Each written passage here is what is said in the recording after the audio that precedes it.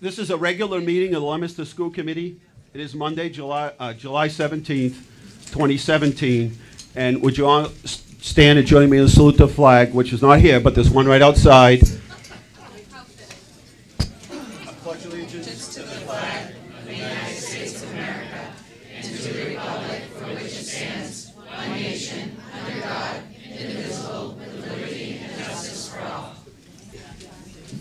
Okay, this is a working meeting of the school committee, and I would just say for you, for all who attended, thank you. I know it's a summer night.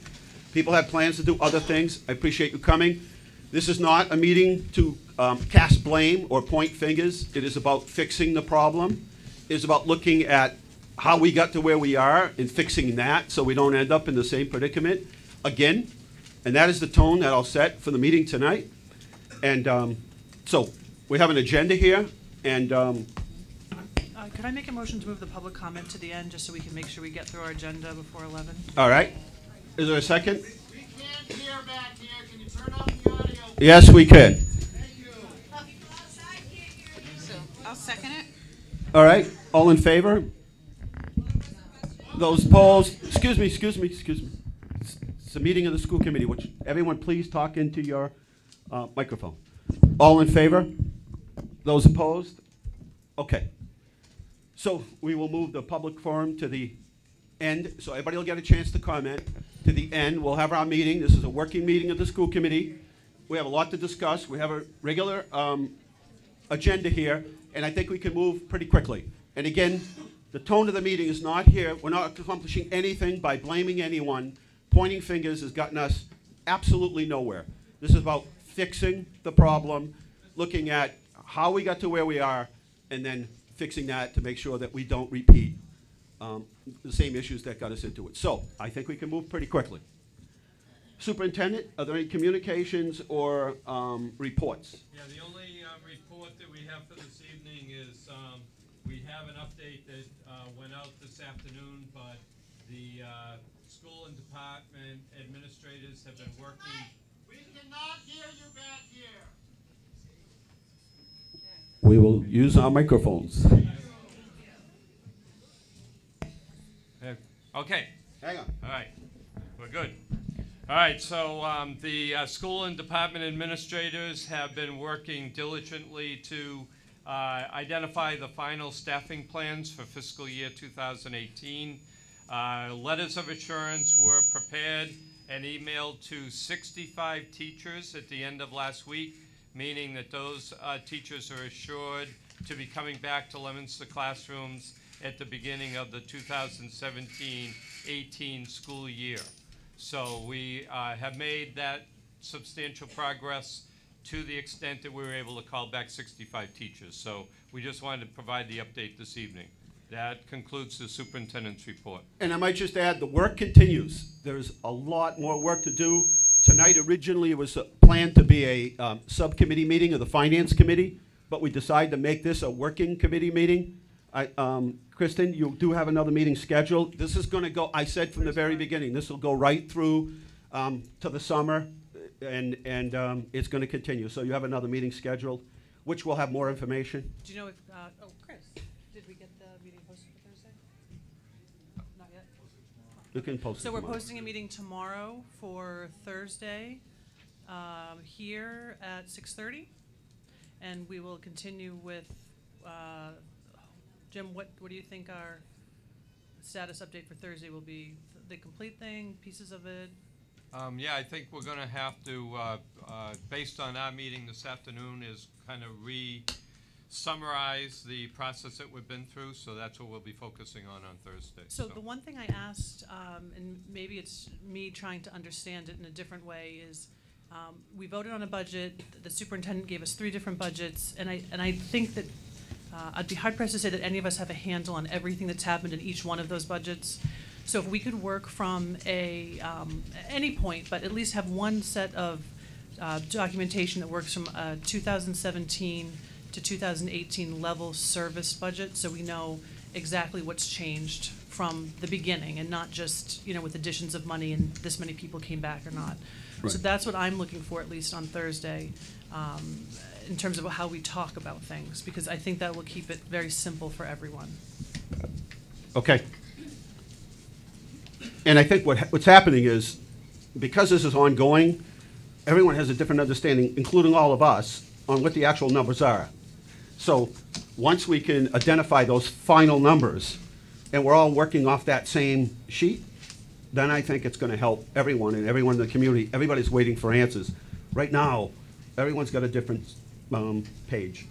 So the overall goal, Kristen, on Thursday night is to get us all on the same page, correct? Yes, for sure. And then update us on any changes that might have been made, because I do need to talk to the superintendent between now and Thursday. And the year end closed last Friday, so we'll have a better understanding of any balances that remain in any other accounts in the school department, so we'll have a better understanding of that, so we can reconcile. So we might have a better outlook on that come Thursday night. And that's, I think, is another key component. And one more thing, Glenn, do you think we'll have the ability to, how up-to-date is Munis for year end? We still have warrants, one payment outstanding, or every? There's another warrant that We're gonna get you. Use your microphone, please. If you turn your head, take the microphone with you. Sue is currently working on the final warrant items for FY17.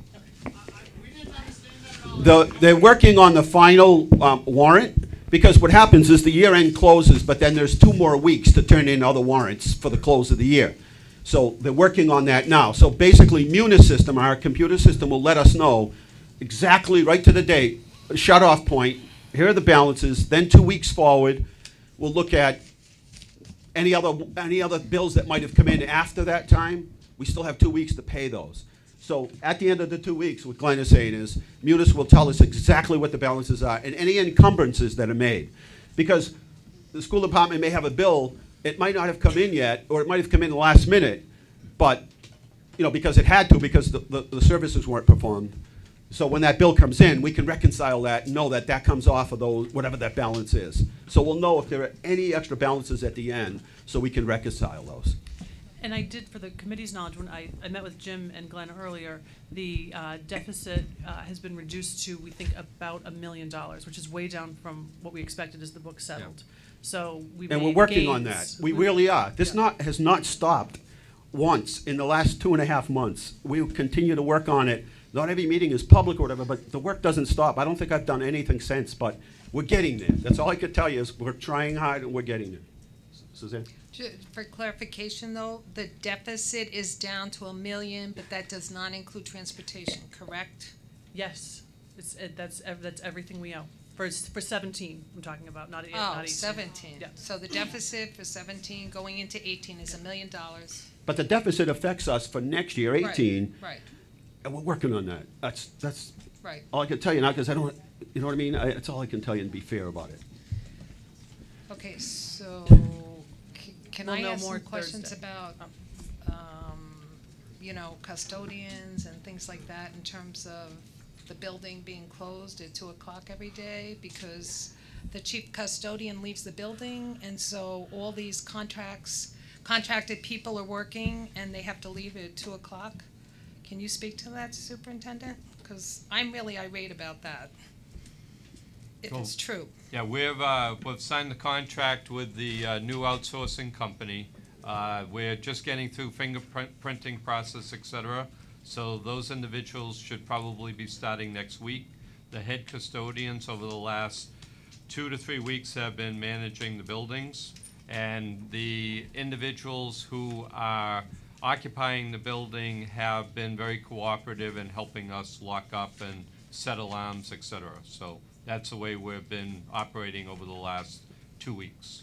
So. But staff are leaving at 2 o'clock because the head custodian is gone, so they all have to leave their jobs, which I'm struggling with that because I don't understand that is the situation, because that hasn't been what we have seen in operations. So, can you please look I'll- into that? yeah, I'll qualify it, I heard yeah. that from staff Okay. at the high school, and that's very disturbing. Because we're paying people to work in the summer, and they're asked to leave at 2 o'clock.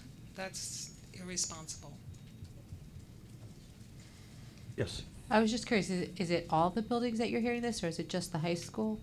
I don't know the process in the That- I elementary mean, what- schools, well, 'cause- but I know at the high school, that is what I've Because heard.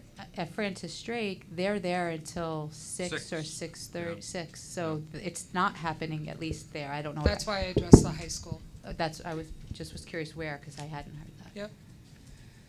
Okay. So we'll move on to, and all of these things that are on the agenda here do not require any vote of the school committee tonight. They're just to get on the radar screen. And the first is the adoption of financial management policies.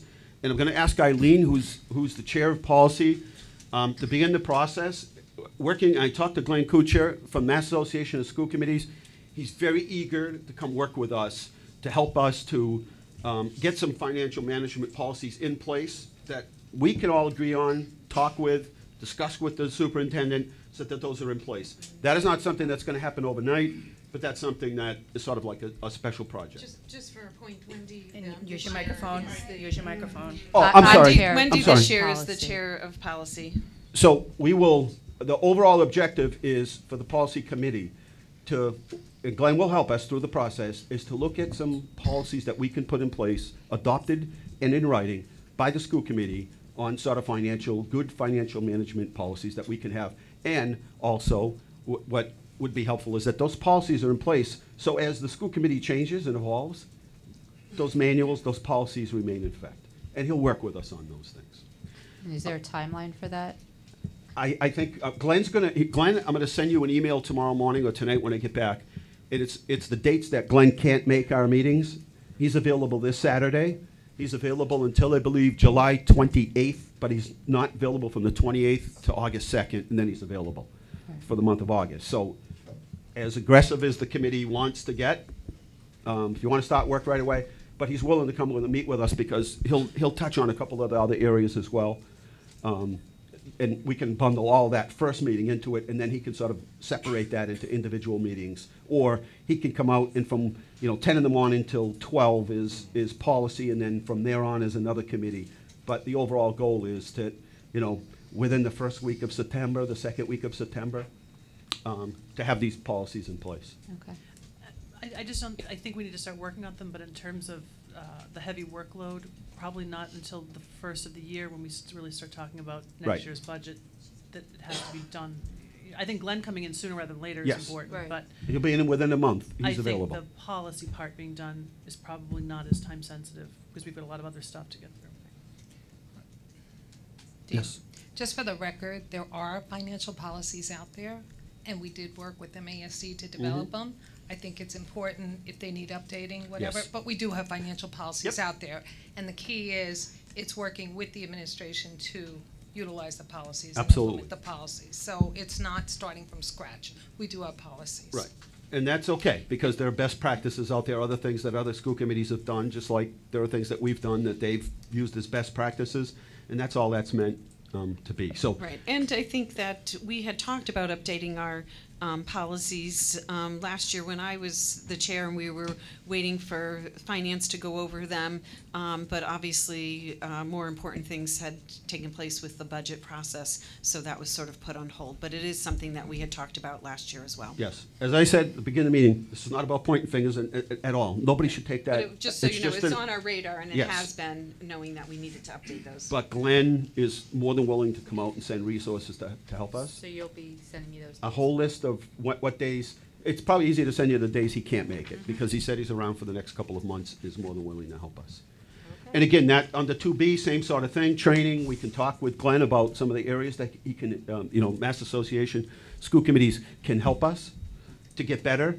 So again, when we have that meeting, that'll come up as well. And then staff updates, I think, Kristen, that is what we just spoke to, is we'll have more information on that.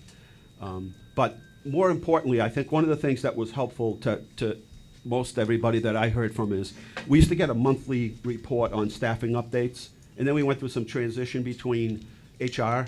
But it's always sort of it's always been helpful to know who's retiring, if we've replaced anybody, if we're hiring, if we're not filling a particular position. It's sort of easier for us, I think, to follow that playbill when we can see it. And for a long time, we went without that. And I think I'd like to get us back on track so that every month we get that report. I think it's really helpful. Other than the fact that I go to the retirement board for meetings, sometimes I don't even know that teachers retired. And that's the only way I know. So I think that would be extremely helpful. And if a position isn't filled for some reason or whatever, I think that all needs to be part of that report. Status on busing update, on the busing plan. And just so everybody understands, we've got a consultant working with us to try to look at our schedules and sort of look at the real finite details of our transportation system, see if we can't make it more efficient. Right now, we have a very generous one. At the end of the day, it's probably running us, at the end of this year, if we don't make any changes, about $5 million. So it's gone up a couple of $1 million in just several years. So it's something that we have to keep our eye on, because the more money we spend on transportation, the less that we have to spend in the classroom. And as a parent, my kids growing up, I wanted my kids picked up out front too. And if I didn't, I wanted them picked up with an eyesight. So that typically meant me standing at the bus corner till my kids got picked up. And then later on, I turned into a parent that drove my kids to school. So I've been through it all, I've seen it, but we really have to take a look at it. It's reached that point where we can no longer sort of let it go and continue to escalate at the increases we've seen. Does Glenn have an update for us at all regarding the transportation? I don't know where we're at. I talked this afternoon to Colleen Cavanaugh, the lead consultant that we're working with, and she's going to offer times where they can meet with Heather and her task force and discuss first findings, some of the initial recommendations, and determine the taste for some of the recommendations we need to make in order to reduce that expense by either hundreds of thousands of dollars. It's not going to be well received, I can tell you that. We're looking at the task force meeting next week, but it won't be presented to the school committee until probably your first meeting in August. So I would encourage anybody that wants to. I sent out another email to anyone that was on the task force when I had it earlier this year. If anyone is interested in offering their time to come and have that discussion, you can send me an email or message me somehow with your contact information. Like I said, I did already send out one email, so if you are interested, just let me know, and then I can, once we find out when the consultants can meet with us, we can have a good conversation. Thanks. Okay. And then on our comprehensive audit, I think this year more than any, we really need to have a more extensive audit looking at exactly where, over the last several years, where our spending went so that we can make sense of it. So we'll have a report in front of us that details exactly what our spending was, where it went, what funds did we use to pay for certain programs. And again, it's not to point fingers or to blame anybody, but it's just to get a better understanding of exactly the sorts of things that we need to understand before we can go forward. In order to sort of look at what the issues were that got us to where we are today, we need to thoroughly understand sort of what areas led us into this, and whether or not we're spending our funds in the proper places, whether we're taking money from other accounts to balance our budget, but that all needs to be understood. So this year, the audit would be more extensive and comprehensive than it typically would. On to the next item. One of the things that comes up periodically, what's going on over there? Are you redecorating or what's going on? Okay. All right. Anyway, one of the issues that comes up very often for us, and since Glenn's got here, I feel better about it. But one of the issues that comes up is the analysis and the documentation on school choice. And we hear often that it's a win for the city to take in students for school choice. I'm not saying it is, and I'm not saying it isn't. I just haven't seen the analysis done yet. I haven't seen the data that shows us that bringing in students is really a win for the city. And I think we've got to take a step back and take a look at that. That way, when we sit at our meetings, we can have an intelligent discussion about whether that's a good thing or a bad thing. And if it's a good thing, then we want to encourage that. If it's a thing that maybe is actually costing us money versus making us money, then we need to know that when we make our decision every year about taking in school choice. And I think the way we've left it with Glenn is that it's been a good thing for the city. But we haven't seen any documentation, we haven't seen a breakdown, an analysis, and the data that backs up the fact that that's a good thing. And I think that we want to just take a further look. It isn't to say it's bad or good at this point, it's just to say we need to take a more extensive look and really break down whether or not school choice is a good thing for the city. I would just like to know,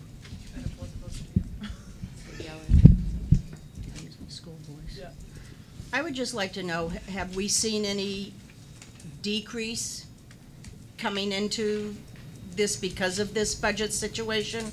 Have people called to cancel their school choice? Is Gina here? Gina's right there. You need to speak up loudly. No. Just an update on school choice.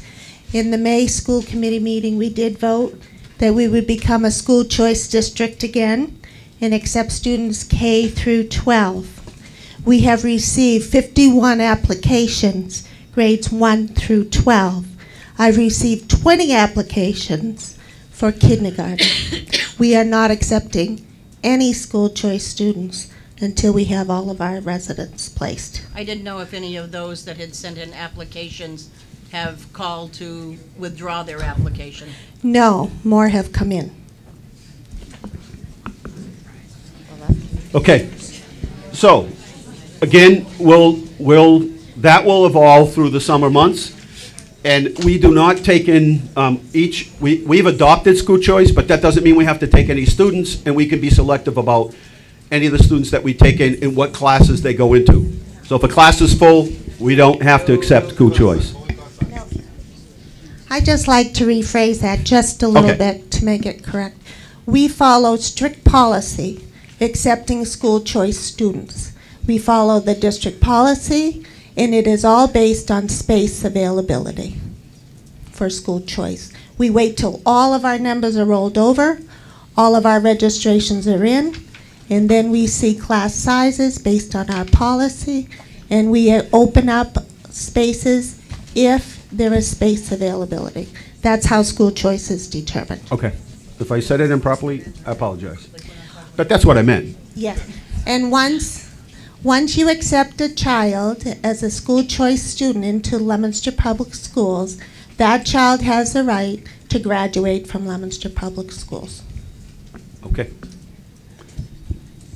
Thank you. So that will progress, and we'll know what the numbers are. And I think maybe that's good for after the October 1 numbers come in, so we look at, we have a, after the Each year, October 1 numbers come in to do it. Our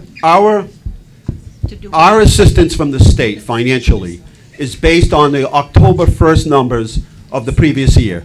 So it is really critical to make sure that this coming October 1st, we make sure that every single student is counted. And believe it or not, there are times when we haven't been able to say that we've counted every kid. There are just so many ways that a child isn't counted, but those numbers are really critical. And those school choice numbers are actually up, correct? The school choice numbers are up, but those weren't reflected in last October's numbers. Our funding is based on last October's funding, so it's really going to be critical for us to make sure that every student is counted this come October, so that our funding will be based on that the following year.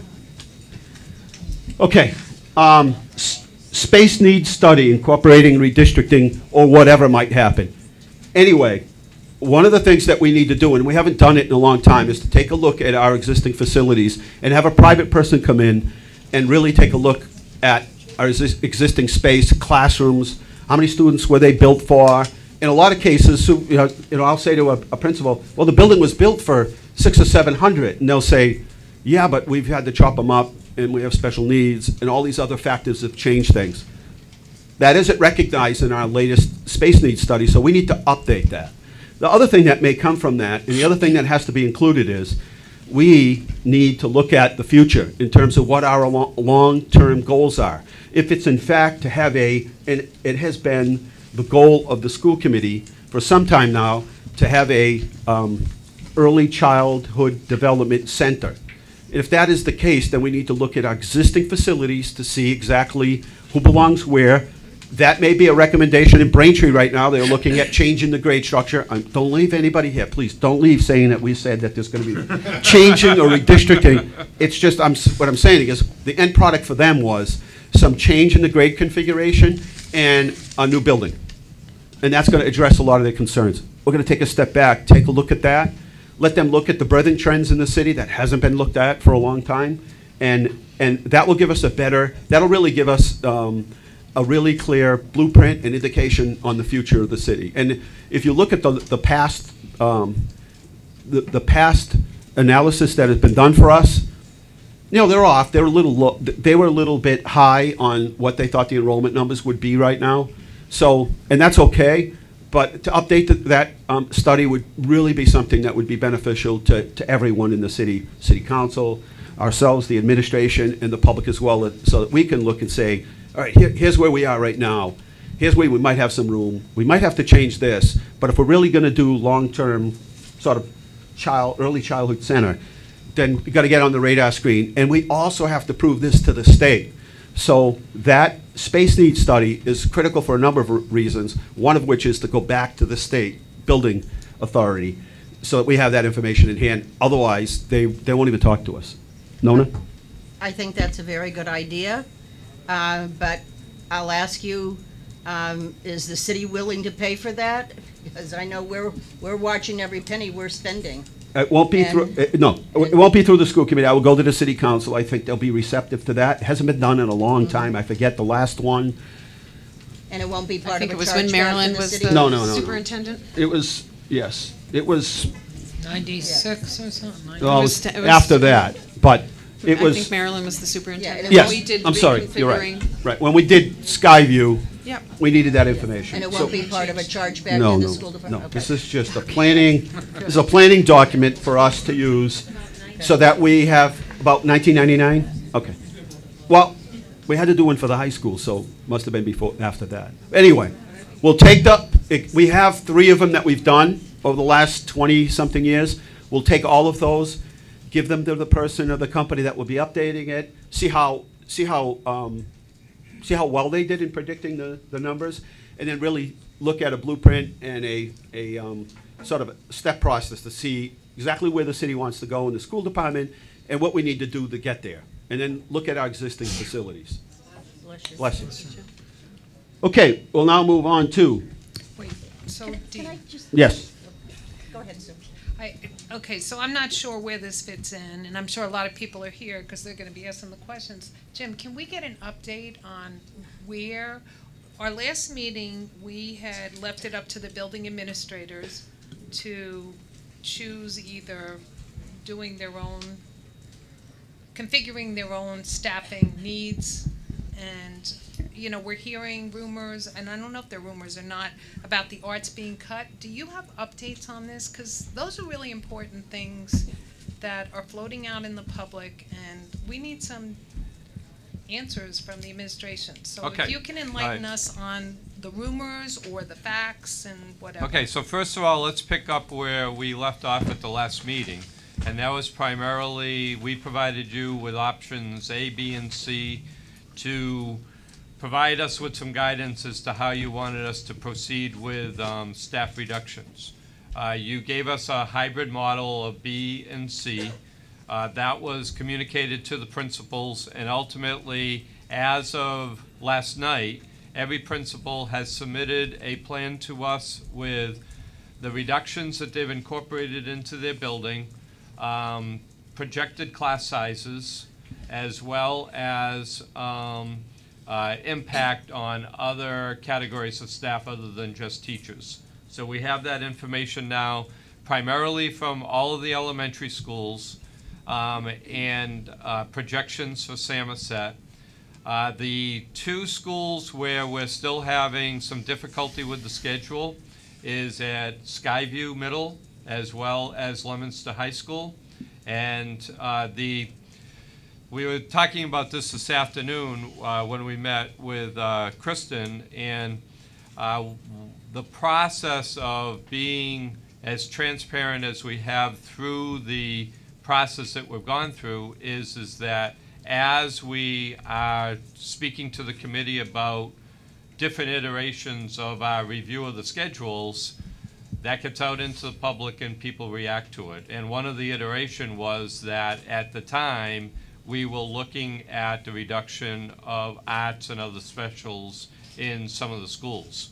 And that is what the public was reacting to. Since that time, we've realized that we wouldn't be able to go through with that particular plan, so we had to once again adjust our perspective on the schedule, and now it's impacting some of our content areas. So we're continuing to work through that. That's primarily at the high school.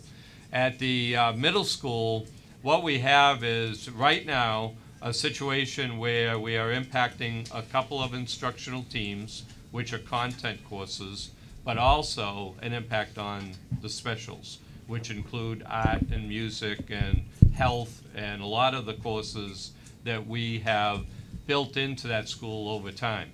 The problem with Skyview is that Skyview was always kind of teetering on the edge with just enough staff to be able to provide the comprehensive schedule that we've been able to provide to students. So all you have to do is remove 1 or 2 staff members and it throws the entire schedule out of kilter. So we're working through that with Tim Blake, who's the principal. He provided me with a couple of different options again today. And we're at the point now where we'll do a final review, but we can provide you with the exact reductions based upon the request from the mayor with actual roster sheets for each school. We'll show you the changes that we've made with reductions in staff, and we'll also be able to provide you with projected class sizes based upon our student population for 17 and 18.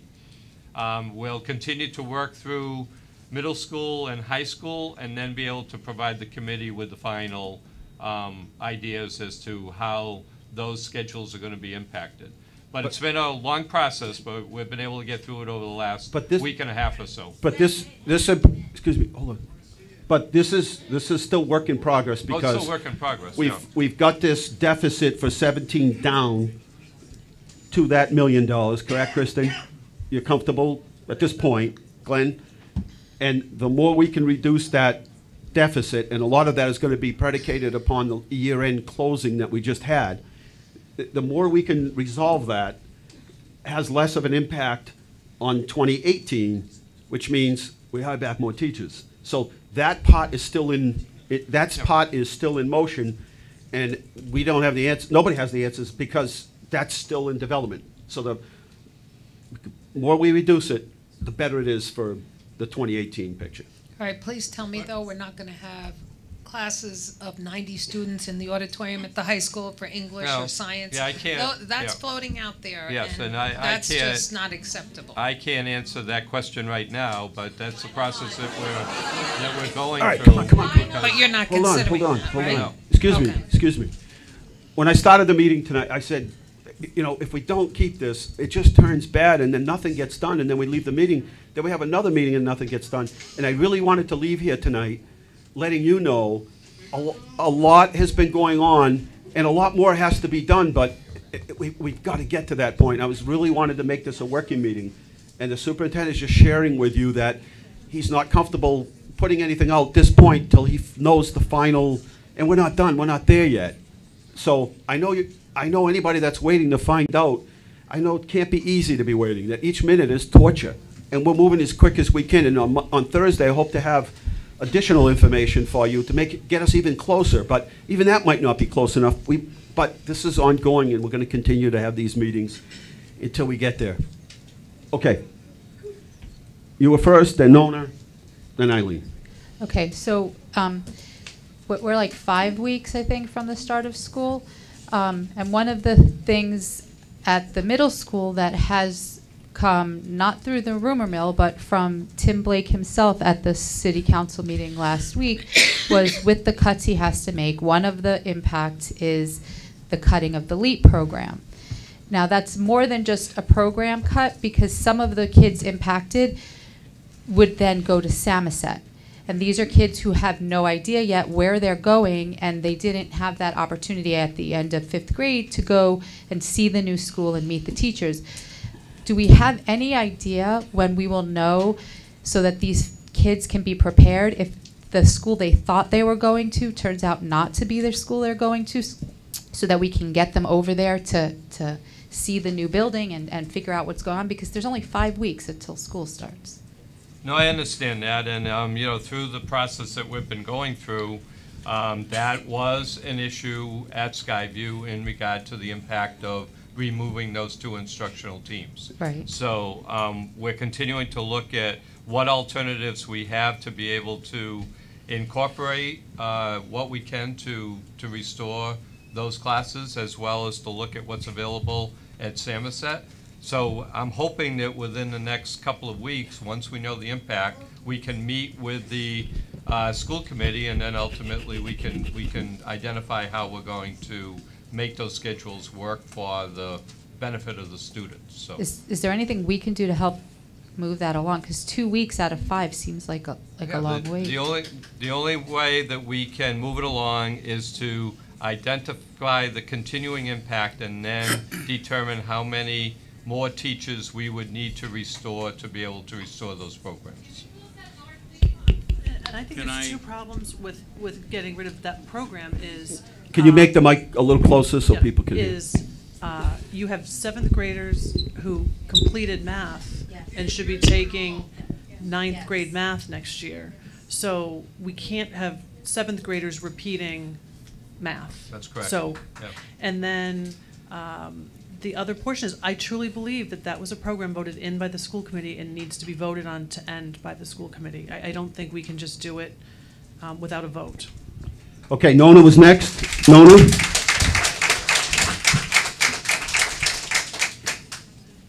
My concern is also similar to Wendy's, however, at the high school level, you know, with 5 weeks looming over us for the start of school, at the high school, I know the type of work that needs to be done, and it's less than 5 weeks. It's probably 2 weeks before you have to start assigning homerooms, assigning lockers, all the stuff you need to do to prepare for those kids coming in. If you don't have the answers on where teachers are going to be, I really feel like you're doing a disservice, and you have to, you know, 65 teachers are called back. Where are they called back at? You know, I don't think it's fair to the administration at the high school to be having them dangle something and knowing that they've prepared schedules, different types of schedules on this scenario, that scenario.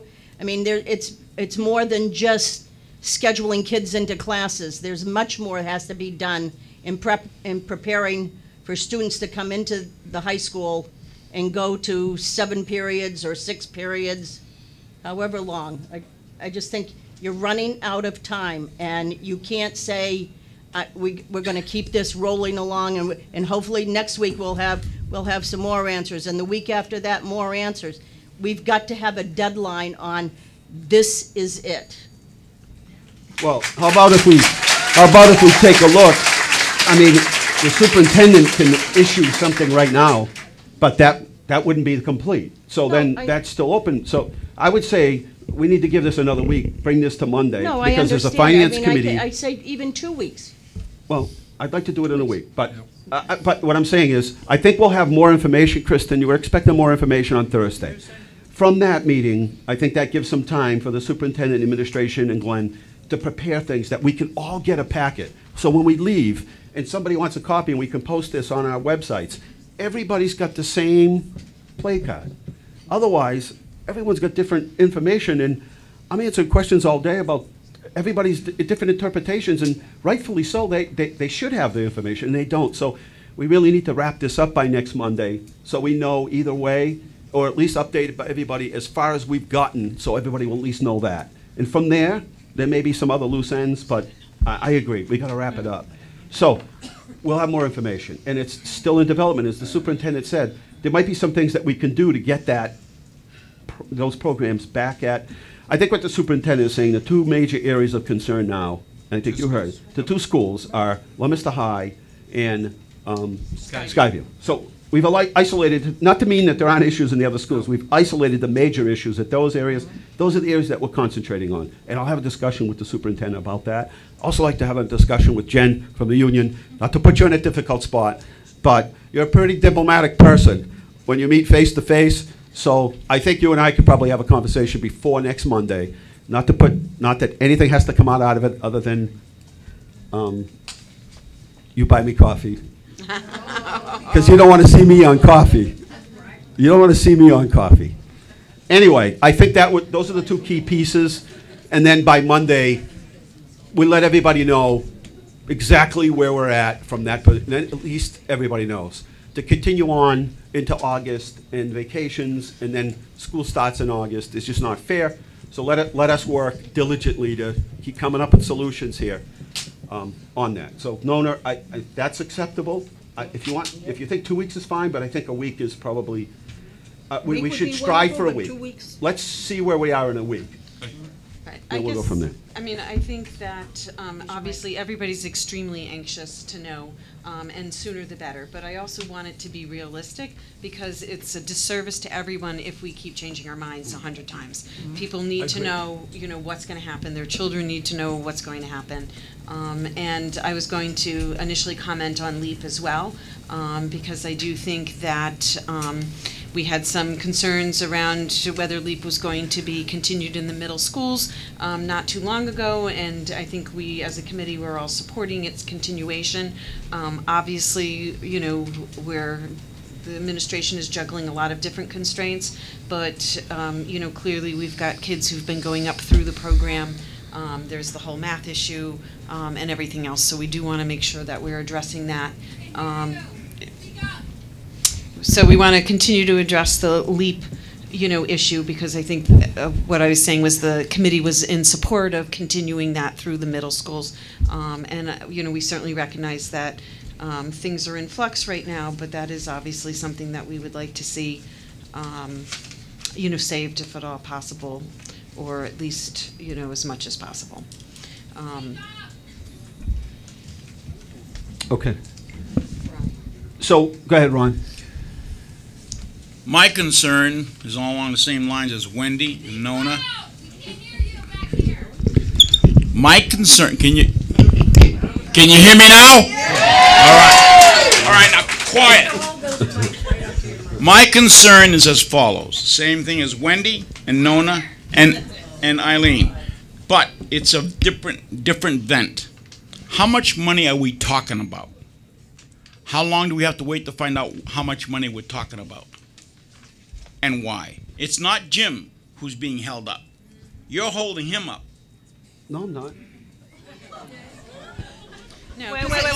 No, I'm not making this up. No, we're not. We're going to keep this working. We're not. We've already done this for I'm not months. blaming, but the problem is we're being told we have to wait 2 more weeks. Well, we need to wait for all the money to be We don't even know what the numbers rectified for are. our last this fiscal But year that what we're do we finishing. tell the teachers? Because if the teachers leave, where does that leave us? I just said, I Right. think And we we're hoping- just talked about this.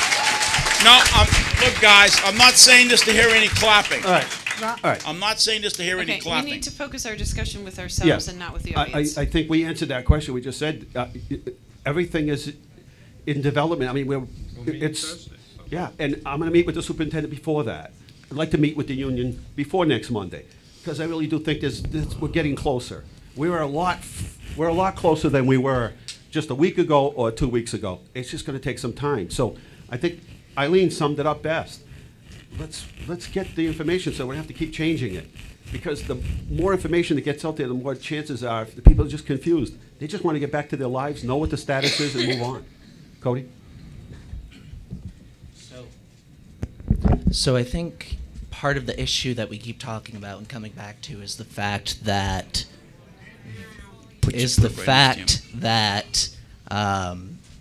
there's rumors, and some are valid, some are not, but it's spreading throughout the city. People are panicking, and in many ways they have a right to panic. I guess my question is there any way that we can make this more of a transparent process? For example, can we post the principal's recommendations on the school department website? Is that an option? Yeah, as soon as we have them summarized, I just received the final reports from the principals last night, so we're in the process of pulling a summary together, so that can be posted as soon as we have it ready. But I'd like to be able to get that information to the school committee before we post it publicly, so that they have it in their hands. And I was going to say, and it needs to be the final draft, not Right. draft 67. Right. Because that is only going to fuel and anger people if we keep changing things on them and bait and switch. People are We need already angry. I know, but it's not going to help them and resolve their anxiety if it's not the truth or it's not the final product. We need to know what it's going to be, and everybody needs. The teachers need to know, the parents need to know, and of course the students need to know. But we have to know how much money are we talking about, how many positions is that, where they're going, and it looks like it's pretty settled in all but 2 schools. So we're almost there, and hopefully by Thursday or Monday we will be there. But to send out something premature is not going to help anybody's anxiety. I agree. I just think that, our jobs are to rely on public input. And if we don't have that, then how are we supposed to represent, what the public wants us to prioritize? Although I do think we've gotten a lot of public input. and I mean, continue to certainly do we so, have, which but is a lot of it wonderful. has been based on information that's not necessarily true. And I think that transparency is something we need to work on as we move forward. But we're making progress, we're getting closer, and none of us have the same numbers. None of us. So first is, we gotta create a baseline of what those numbers are. That's the first thing. And we're not all in agreement. None of us have seen what those final numbers are. After the city council votes another 1.3 million into the budget at the next city council meeting, that again changes some things. So none of us have anything other than what we first started off with as a budget. When you passed the budget originally, that had 1.2 million increase in it. So other than that, that's the last numbers we have. But it's in development, it's in progress. I agree with Eileen. If we keep putting out draft 12 and 13, everyone's gonna be entirely confused about which one we're on. Let's wait till we've reached that point where we're pretty certain that there'll be some other changes, but they'll be minor, but we've reached pretty much the end. And now we need to sort of release it all at once and get it out there. Could I just touch on one more thing real Yes, quick? I just want absolutely. to say, following up on Kristen, I do think that the committee deserves a vote on the LEAP program should it be eliminated or, continue. Yeah, we voted it in. One way, exactly. Yeah. That's why, I think that it needs and warrants discussion and a vote before, potentially gets eliminated. So, Yep. I think thank we're you. all in agreement on that. Wendy?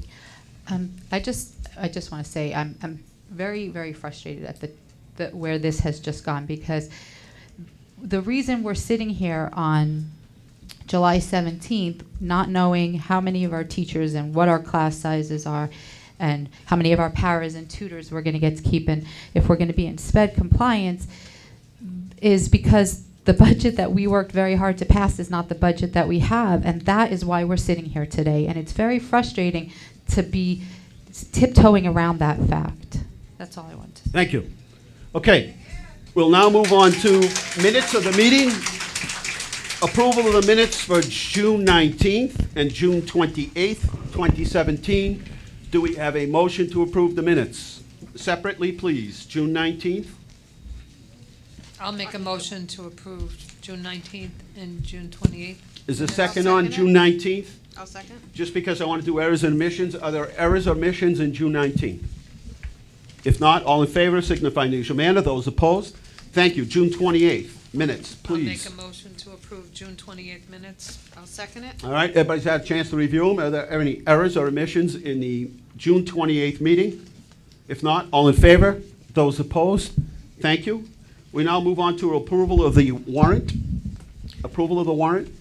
Do we have any warrants? We Glenn? didn't approve them at the subcommittee. We must have warrants though, right? We do, but we But they're didn't not- approve them. We didn't approve them at the subcommittee level. Yeah, we normally approve in the finance. Do you need this vote tonight? I mean, we just normally do it finance first, so you want me to do it? Before you do it, we need to close the warrants and close the vote. So, and are you, Heather, are you fine with it? That's fine. So it'd be under suspension of our rules, which are that we send it off to the subcommittee The subcommittee will make a recommendation to the full committee, and then we vote on them. So it would require a motion from somebody to suspend our rules. I make a motion to suspend the rules. Second? All in favor? We've suspended our rules. You are now at liberty to make a recommendation for warrants. Okay,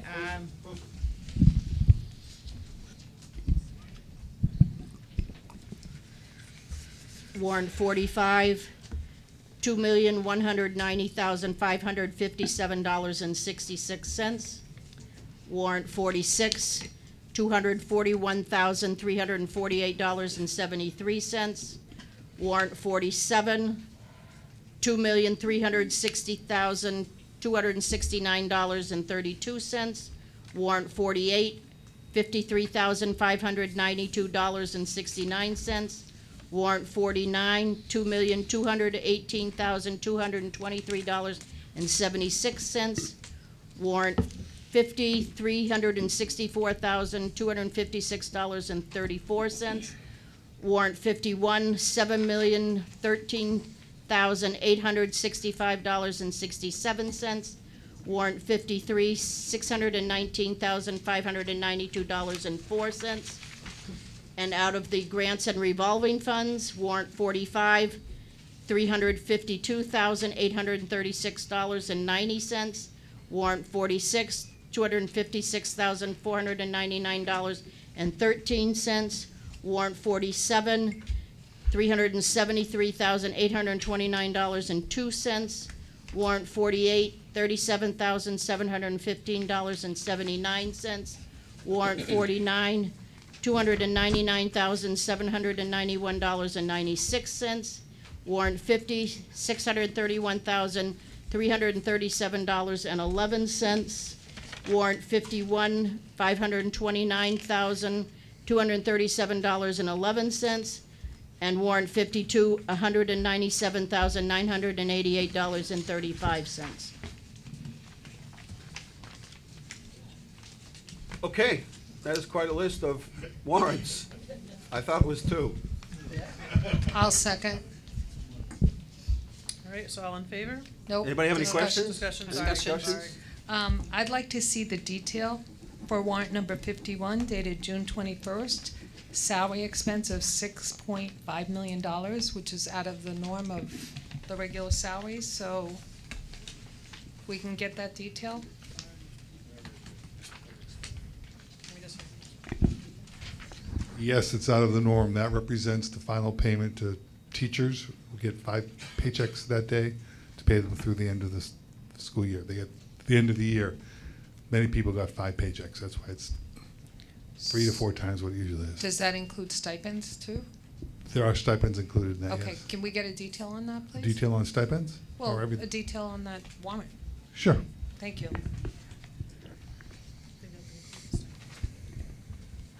Okay, there's a motion and a second. All in favor? Those opposed? Okay, we passed the warrants under the suspension of the rules. Can I keep something going in finance just for 1 second? When we get the 17 year end on Thursday, can we also get 17 and projected 18 Title I money, how it's gonna be spent? That's one thing we haven't talked about when I saw the grants. Looking for Title I, how Title I grant is gonna be spent. You want? We need a report on how Title I grant money will be spent. Anybody hear that? For Okay. both FY 17 and Projected projected 18. 18. And the superintendent said he will develop that plan, that report. Next item is Foundation Budget Review Commission Resolution. Heather? Yes, thank you. So, I didn't even start she talking didn't yet, start so yet. hold on. So, Foundation Budget Review Commission in 1993 is about when we started with what is called Chapter 70. It's foundation budget. So, the total amount of the budget for the schools is $70 million. The city contributes $24 million. The rest comes from the state. That is considered foundation budget. Part of the way that is configured is to what the mayor was saying earlier. However many children we have in seats on October 1st helps to decide how much money we get from the state. There is a formula that they use to determine how much money we get. That formula has not been adjusted since 1994. I don't know about you, but my bills have been going up since 1994. So this is kind of one of the things that every community in this state is dealing with this. This is not unique to Leominster. There are a lot of problems with that, and one big one that I'm just going to explain really quick to you is health insurance. Glenn, can you help me for just a second? Health insurance by the Foundation Budget Review is, at the 1994 formula, is what percent? Well, rather than do percentages, Millions.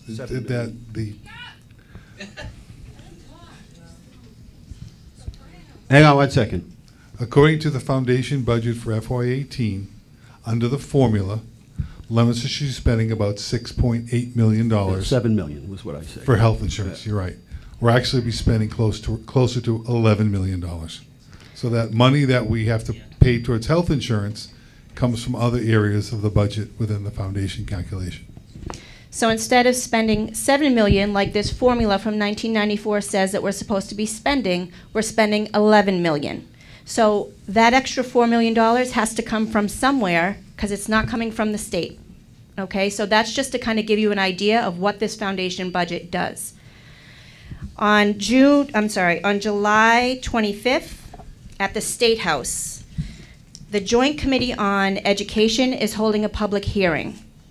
I've talked to the Mass Association of School Committees. I'm going to be attending. It is for anybody who wants to let their voice be heard at that level and say, this is not enough. We need help. So, July 25th, it's from 10 to 4. It's at the State House. It's in room 2. Your state rep is standing right outside this window behind me. I'll be speaking in public comment later. She will be there. And basically what we need is, we just need a lot of support. When I talked to Mass Association of School Committee, they said, you know, Leominster is always on this side of 495. Nobody ever hears about Leominster, right? But if we're not there speaking, they're not going to hear us. So I would encourage anybody who has some time on that day, if you have a child that's in special ed, if you have a child that's going to be in a classroom with 40 teachers or sitting in the auditorium with 100 other kids, you know, those are important stories to tell, you know. So I would encourage any of you to please join me on that day. And what we're voting on right now is actually a resolution that states that as a school committee, that we stand behind the recommendations that this formula needs to be changed because we are drowning here. So we need help. And I'm imploring any of you to please, and you can message me and I will get you the information. But please join me and let's let them hear Leominster, please. Thank you. So do you want to go forward with the resolution so we can Yes, vote? I would like to make a motion that the Leominster Public School District accepts the foundation budget resolution. I'll second. Wendy had a comment? Yeah, I just wanted to add that if you can't go, we have, is the website up, Peter? Yeah, we have a website, we have a letter, and if you let me know you want it, I'll make sure you have it, that families and business owners in the community can sign and we can bring into the State House to have your support too. So it's not just us, we do have family and friends and business owner letters for Leominster residents. So I just need to amend it. It has to, I'm making a motion on the foundation budget resolution on behalf of the Leominster School Committee in support of this resolution. She had said school district, it needs to be school committee. Do you So want the maybe you politics to behind this is that communities like us, Attleboro is going through the same exact thing right now, exactly. If anybody has any relatives in Attleboro, talk to them. It's almost carbon copy to what we're going through right now. And a lot of communities our size, gateway cities, have been impacted by this. The problem politically is that the more wealthy communities make out under this formula. So they're reluctant to make any changes because we'll make out better financially and economically, and for them, it'll be a setback. So, that's the politics, but if everyone steps up and lets them know the urgency of this and how it's really impacted communities in a way that it was never intended, because remember, ed reform was supposed to help communities like ours. That was the whole intent, and the balance is way off. So if you can't make it, you can send a letter or sign the petition online, somehow or another communicate your thoughts and your personal experiences so we can leave that with the subcommittee. Nona? Just a quick question, Heather, is this what you're gonna be sending off to them? Yeah, this, so Are you doing this on purpose? Where are you? You can't hear? I Speak up. contacted the Mass Association of School Committee, Tracy Novick, and she sent me this template. This is the template that other school districts are using. All right, just to make sure that. We have to instead of make it, X- yes, we have to, Okay. yeah. Okay, there's a motion. There's a motion and a second. If somebody wants to write something up before everybody leaves, sign it. Why don't we take a copy of that right now, and you can have people sign it before they leave. Put our name on it. It It's has not somebody dated. else's name on it. It needs to have our name on it. I All think right. Wendy can give the website name, though. For ours, yeah. Hate to lose all these people and their signatures. But in the meantime, we can do our vote, it's separate. We can do that using the Connect Ed, not the Code Red, but the Connect Ed. So Superintendent, if you Sure. can send that out, That's a that good might idea. be a. There's also an automated system that you can use that if you, kind of like you get a call from your doctor's office, if you confirm you're gonna make it, you press 1. I don't know how we can, I don't think that our It's easier to system. send the document. All right, so we'll do that. We'll send it out. Okay. We have a motion and a second. All in favor? Those opposed? All right, we have a resolution passed. And she just has the old one. website. So the website for the family letter is leominsterkidscount.weebly, weebly.com, or you could message me on Facebook, or I can catch you after and give it to you. Okay, we have that, but we send that information out to everybody. If you don't get it, let us know, and maybe somebody's phone isn't on it or an email system isn't on it. Let us know, we'll add you to the system. New or old business from the committee, please? New or old business, Suzanne? I'm going to be sending out the superintendent's evaluation tomorrow morning. I gave Jim a copy of it for him to review to make sure I included everything, so. How much time do we have to turn that in? Well, I'm looking at the schedule. We're a little late on the original schedule, but I think we can still, if everybody gets it back to the committee by next Monday, the 24th, is that doable? Then the subcommittee can meet next week, and we will provide the evaluation on July 31st, which is what we had planned. Was that doable? So next Monday, you want these? Next Monday, All right. return the evaluations pending Jim getting back to me tomorrow morning. These will go out tomorrow morning. And if anybody wants a copy of last year's evaluation, I made copies. The other thing that piggybacks on that, we're also going to do review our evaluation on that day as well for the school committee. Okay, everybody's comfortable with that? So you'll send out one reminder on Friday, and then it's up to each of us to make sure we have our evaluations in, right? Okay? Anything under new world business? I just wanted to say summer school, summer programs, Spanish Center summer programs, the Recreation Department summer programs, Boys and Girls Club summer programs are all at the greatest numbers we've ever seen, the highest numbers, which is a really good thing. We still have openings. If you go to the website, leominster-ma.gov, for the rec department, it's $65 a week. And there's still some programs, not many, but still some open. If you know anybody, if you're talking to parents, $65 a week. It's a little more if the child comes in at 7, doesn't leave till 6 or 7 at night, but it's still really affordable. So, and there's still some programs open. Anything else on the new or old business? If not, we will hold back on the executive session so we can do the public forum, okay? And the public forum, this is to speak on items before the agenda. You just heard what the agenda is, but we will give everybody 2 minutes so that everyone gets an opportunity to speak. And here's a list. So 2 minutes. Chris will keep time. She'll let you know 10 seconds before your 2 minutes are up, and we'll go from there. Maria Caffarello is first. Mary Caffarello is first speaker. And Your name and address for the record, please. can you say who's on deck so people can start moving And forward? after her is Marilyn Wilson.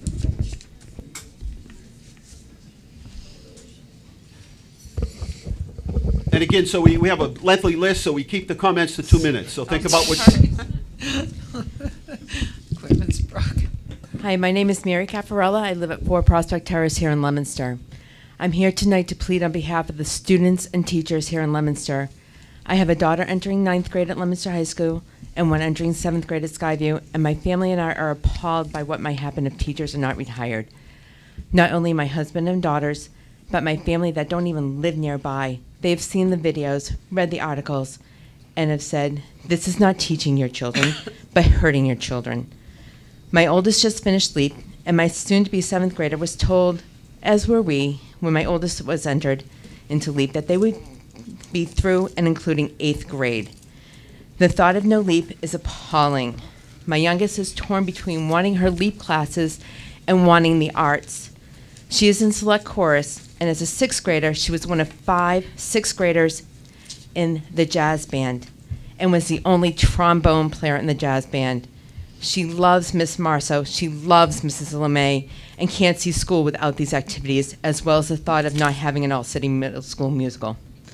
She also was promised LEAP classes, as I said, through and including 8th grade, and the thought of 40 children in her classroom is unthinkable, and we wonder how much she will learn and if she will be lost in a class that size and how much she will flounder.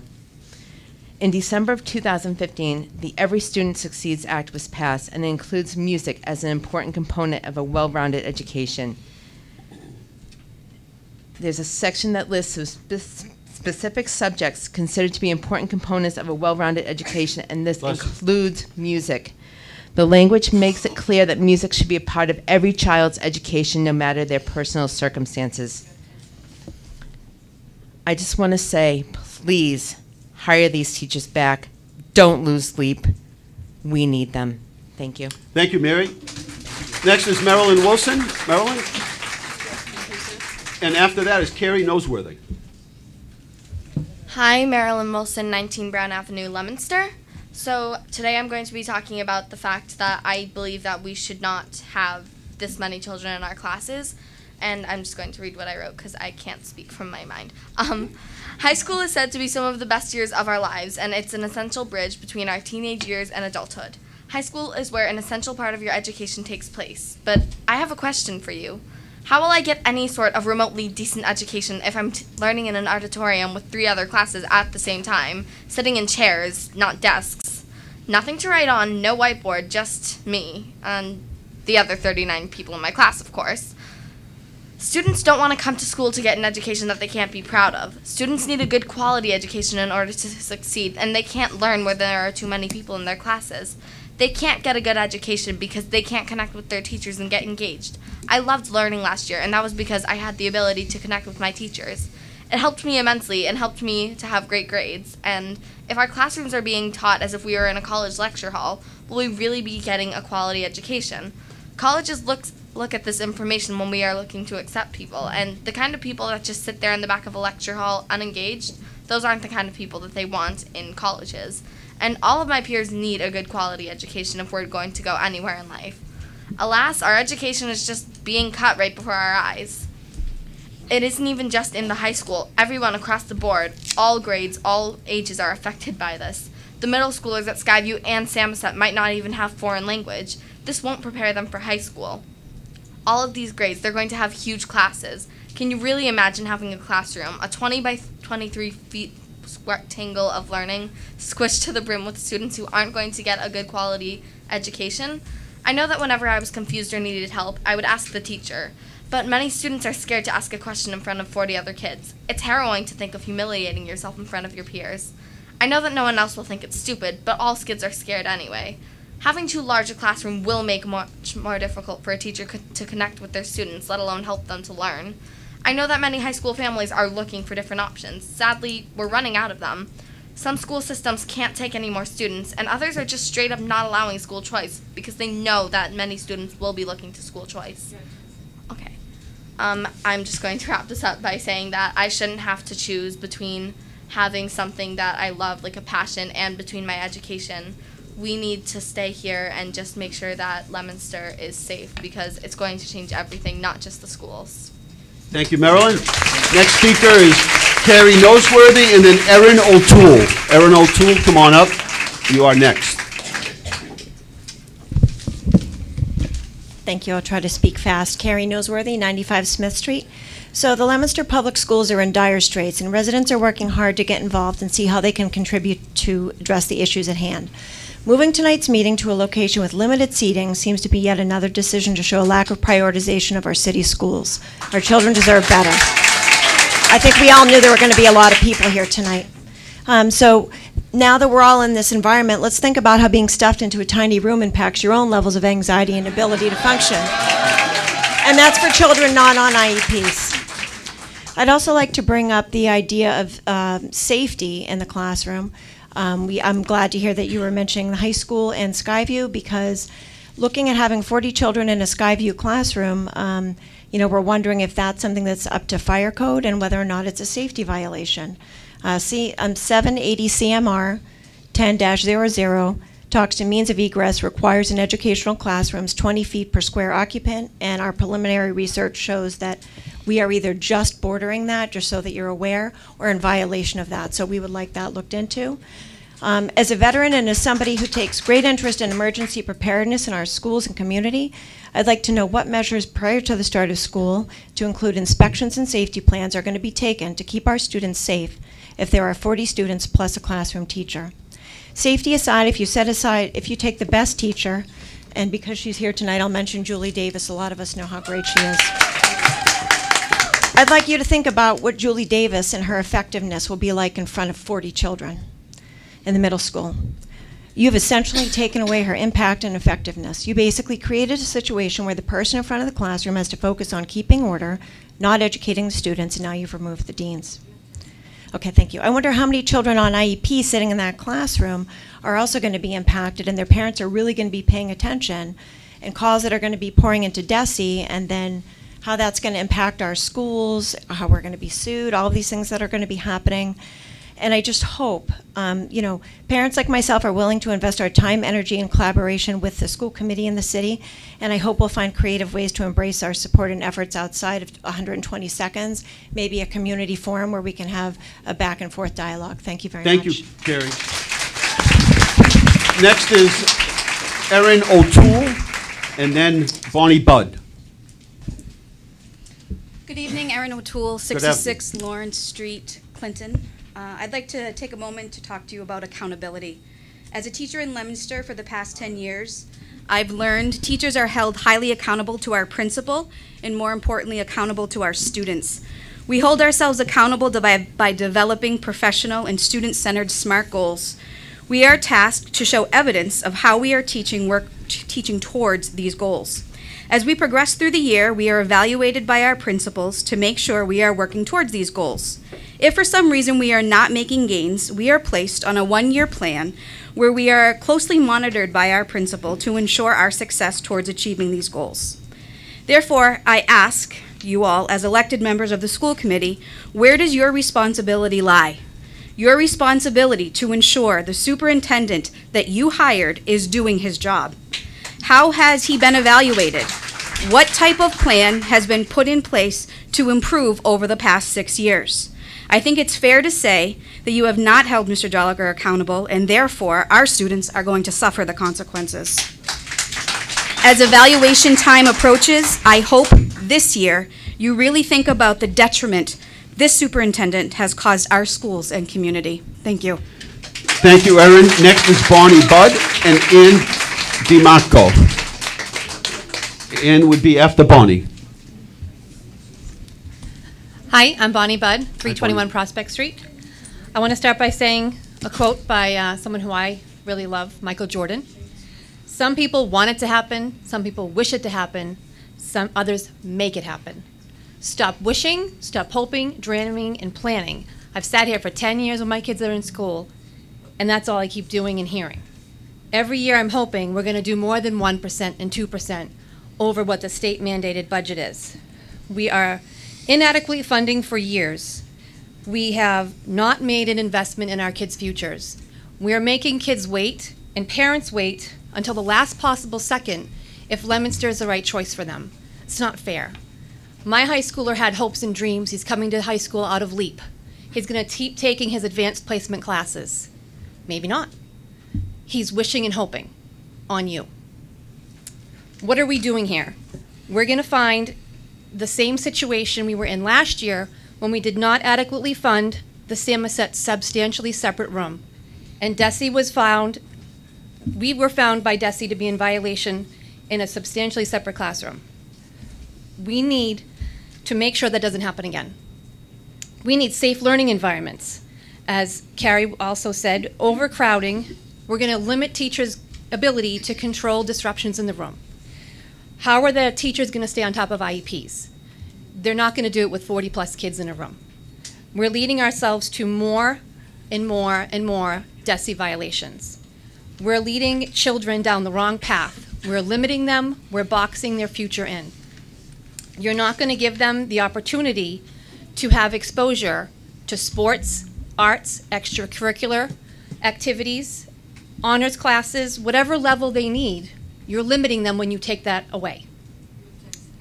So please, let's not continue down the same path we've been on for the past 10 years. Let's invest in our children. Let's get out of level 3 status with the state, and let's show the state what we are about. Let's be proud of it, but let's fund more than 1% to 2%, and let's bring all those teachers back. Let's find those numbers and make it happen. Thank you, Bonnie. Next is Ann DiMarco, and then Timothy Smith. Timothy Smith would be next, please. Hi, Ann DiMarco, 102 Star Street. I really have nothing prepared, but okay. I have a son, 2 sons. One is autistic, and he's a junior in high school. He's a straight A student because of the work of his para and his one-on-one aide, who has yet to receive a letter that she's coming back. We have high hopes because of the work she's done with him that he can go to college.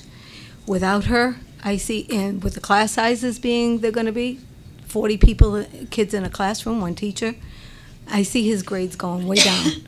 He has a very hard time focusing, and he cannot handle large crowds. And of course, it'll be extremely noisy in a classroom of 40 kids. We'll lose him. And any other child that's autistic. I also have a child come up to in 9th grade, and again, he has learning issues, and 40 kids in a classroom, he's going to go by the wayside and fall off. I ask you to do whatever you can to get the class sizes down and to get these paras hired. We've got a phenomenal one, and the one that's my son's aide. If you lose her, you're losing a huge asset. Thank you. Thank you. And Timothy Smart, please. And then Tamara Robichaud.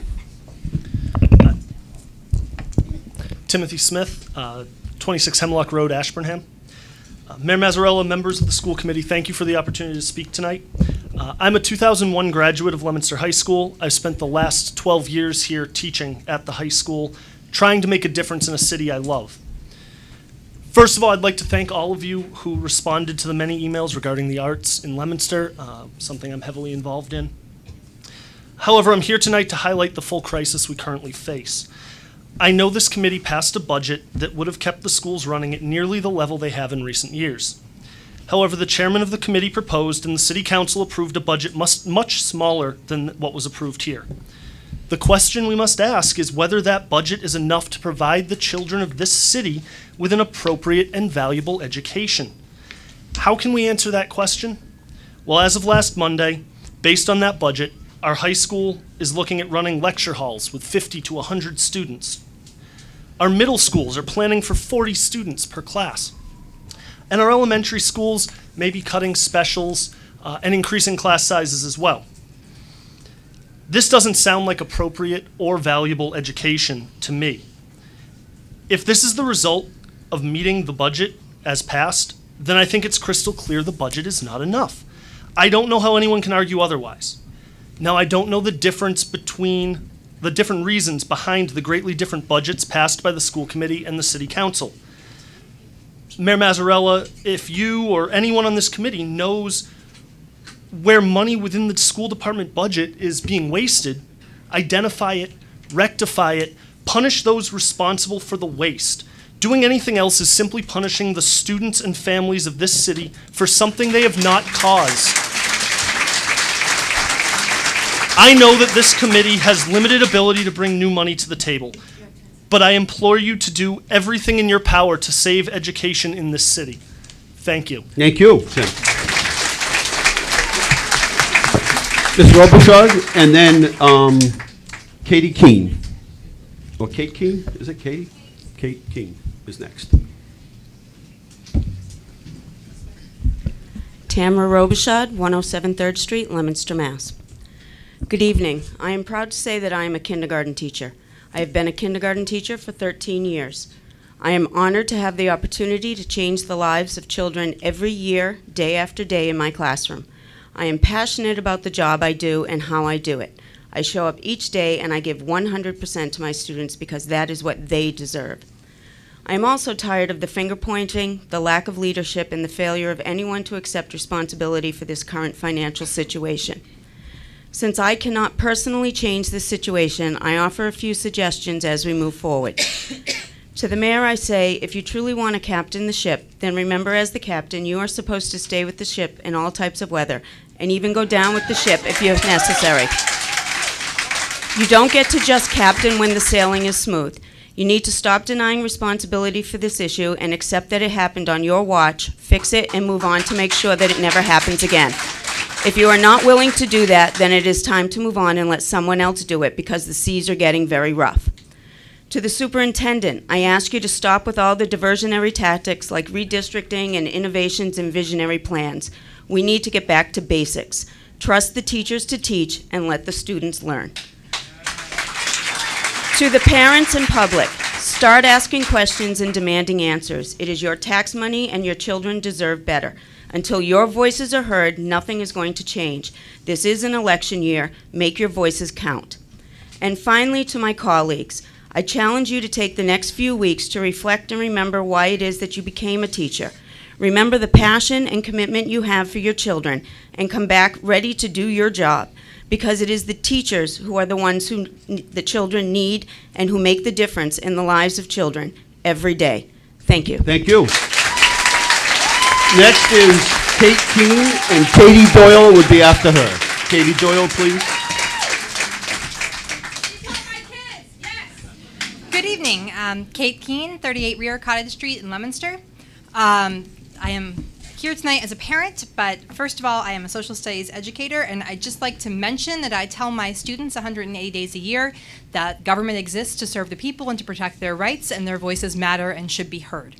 I feel like a liar today. This is not what we do in a democracy. We don't move public meetings at the last minute, cram people in a July night into a tiny room, and make me stand for 67 minutes to be heard. 67 minutes in the back of that room because we suddenly decided to move public comment. That is not democracy. That's petty dictatorship. I'm so disappointed. As far as education goes, as far as what I wanted to say when I came here tonight as a parent, Mr. Mayor, I heard you on LATV say that parents should stick with it or wait it out or something to that effect, that things were going to change. I am not playing chicken with my child's education. These are my children, 4 of them, and when they came into this world, I promised them not that they would have everything that they wanted, but they would have the opportunity to work for everything that they wanted. And now they are facing classrooms of potentially 40. LEAP is disappearing. No, wait, it's coming back. No, wait, now it's at Samoset. I have an 11-year-old, 10-year-old little girl who's been waiting for months to find out where she's going to school next year, to be told that she's not good enough by this test, but she is by that test, but she's not by this test. Oh, wait, it doesn't exist anymore. Now it's moving. Now it's coming back. I'm pulling my kids out of public school. I'm a public school educator. I dedicate my life to the public schools. I will not sacrifice my children to the public schools. I am so angry and tired of this. We need answers. I have a private school I have to give a deposit to make sure that my kids are going to be taught appropriately. I'm not waiting till August so we can play some more games and move some more meetings and point some more fingers. My children and all of our children deserve better than this. This is an absolute unacceptable situation. I Thank only you. have minutes left, but I'm done. Katie Doyle is next. Katie Doyle, 962 Main Street. Good evening, school committee. My name is Katie Doyle, but you may have seen my name before. Well, whether it be through Facebook posts that have been shared into your feed, the petition that some of you have responded to, or even the 873 emails in your inbox from change.org about signatures on my petition, you obviously know who I am. And you obviously know that I'm a supporter of the arts. They impacted my life in a completely positive way, and I truly wouldn't be where I am today without them. On every single college tour I went on, the admissions counselors said that they wanted to see students that were consistently participating in the same activities. Going into high school, theater and chorus were the only activities that truly grabbed my interest at LHS. Without them, I would have gone home at 2:15 every single day and had no extracurriculars to put on my college apps and even job applications. I can truly say that I would not be attending Manhattan College in the fall without theater, and also without Andreas Mastriani and Tim Smith's constant encouragement to step out of my comfort zone. Without the arts, Leominster will truly be at a loss. Community events will be left without music. LHS students won't have the experience to audition for theater and music programs in college, and the school will be left with a little less color. It is truly unfair that students are going to receive the short end of the stick due to fiscal irresponsibility in the central office. And I know that life isn't always fair, but this is truly cruel. You were putting all of Leominster students at a disadvantage when auditioning for college programs and even just for life. The arts teach more than just how to paint, sing, and act. They teach patience, respect, responsibility, acceptance, and character. And what would life be like without those? You can tell me that you support the arts all you want to, but I'm not going to believe you until you show me. Thank you. Next up is it David Wackoff, and then Melissa Bible, and then Jennifer. David, Melissa, and Jennifer. All right. It's Dave Wyckoff, 25 Houghton Court, Leominster, Mass. You know, when I was researching and deciding what I was going to talk about tonight, the same number kept jumping out at me. It was 10%. More than 10% of all government spending goes to primary and secondary education. This is a big chunk of money, and what's more amazing is that it's almost entirely paid for by the state and local taxes. So when you look at your pay stub, only a little bit of Mass state income tax is going to educating your children. Since local property taxes are a small portion of all tax revenues collected, education is a big part of our local budget everywhere in the country, but it should be. That's because the World of Economic Forum calculates that the return on investment for education is also 10%. For every dollar you invest in education, you get $1.10 back in revenue. That's a better return on investment than stocks, bonds, housing, investments, anything. This is a big factor in how our government is able to work. Tax dollars are invested in the education of kids for 12 years. They use that education to get jobs and pay taxes for the rest of their lives. That's why it's so alarming that 10% is also the likely reduction in force for the school department. Leominster will have about 10% less people supporting the education of our children next school year. Why? What is motivating this? This should be our highest priority. Education is the engine of our social contract and is almost entirely funded by local tax dollars. We need to step up to the challenge and fund our kids' education. Thank you. Thank you, David. Melissa Bible, Jennifer, and Sandy Cucciara.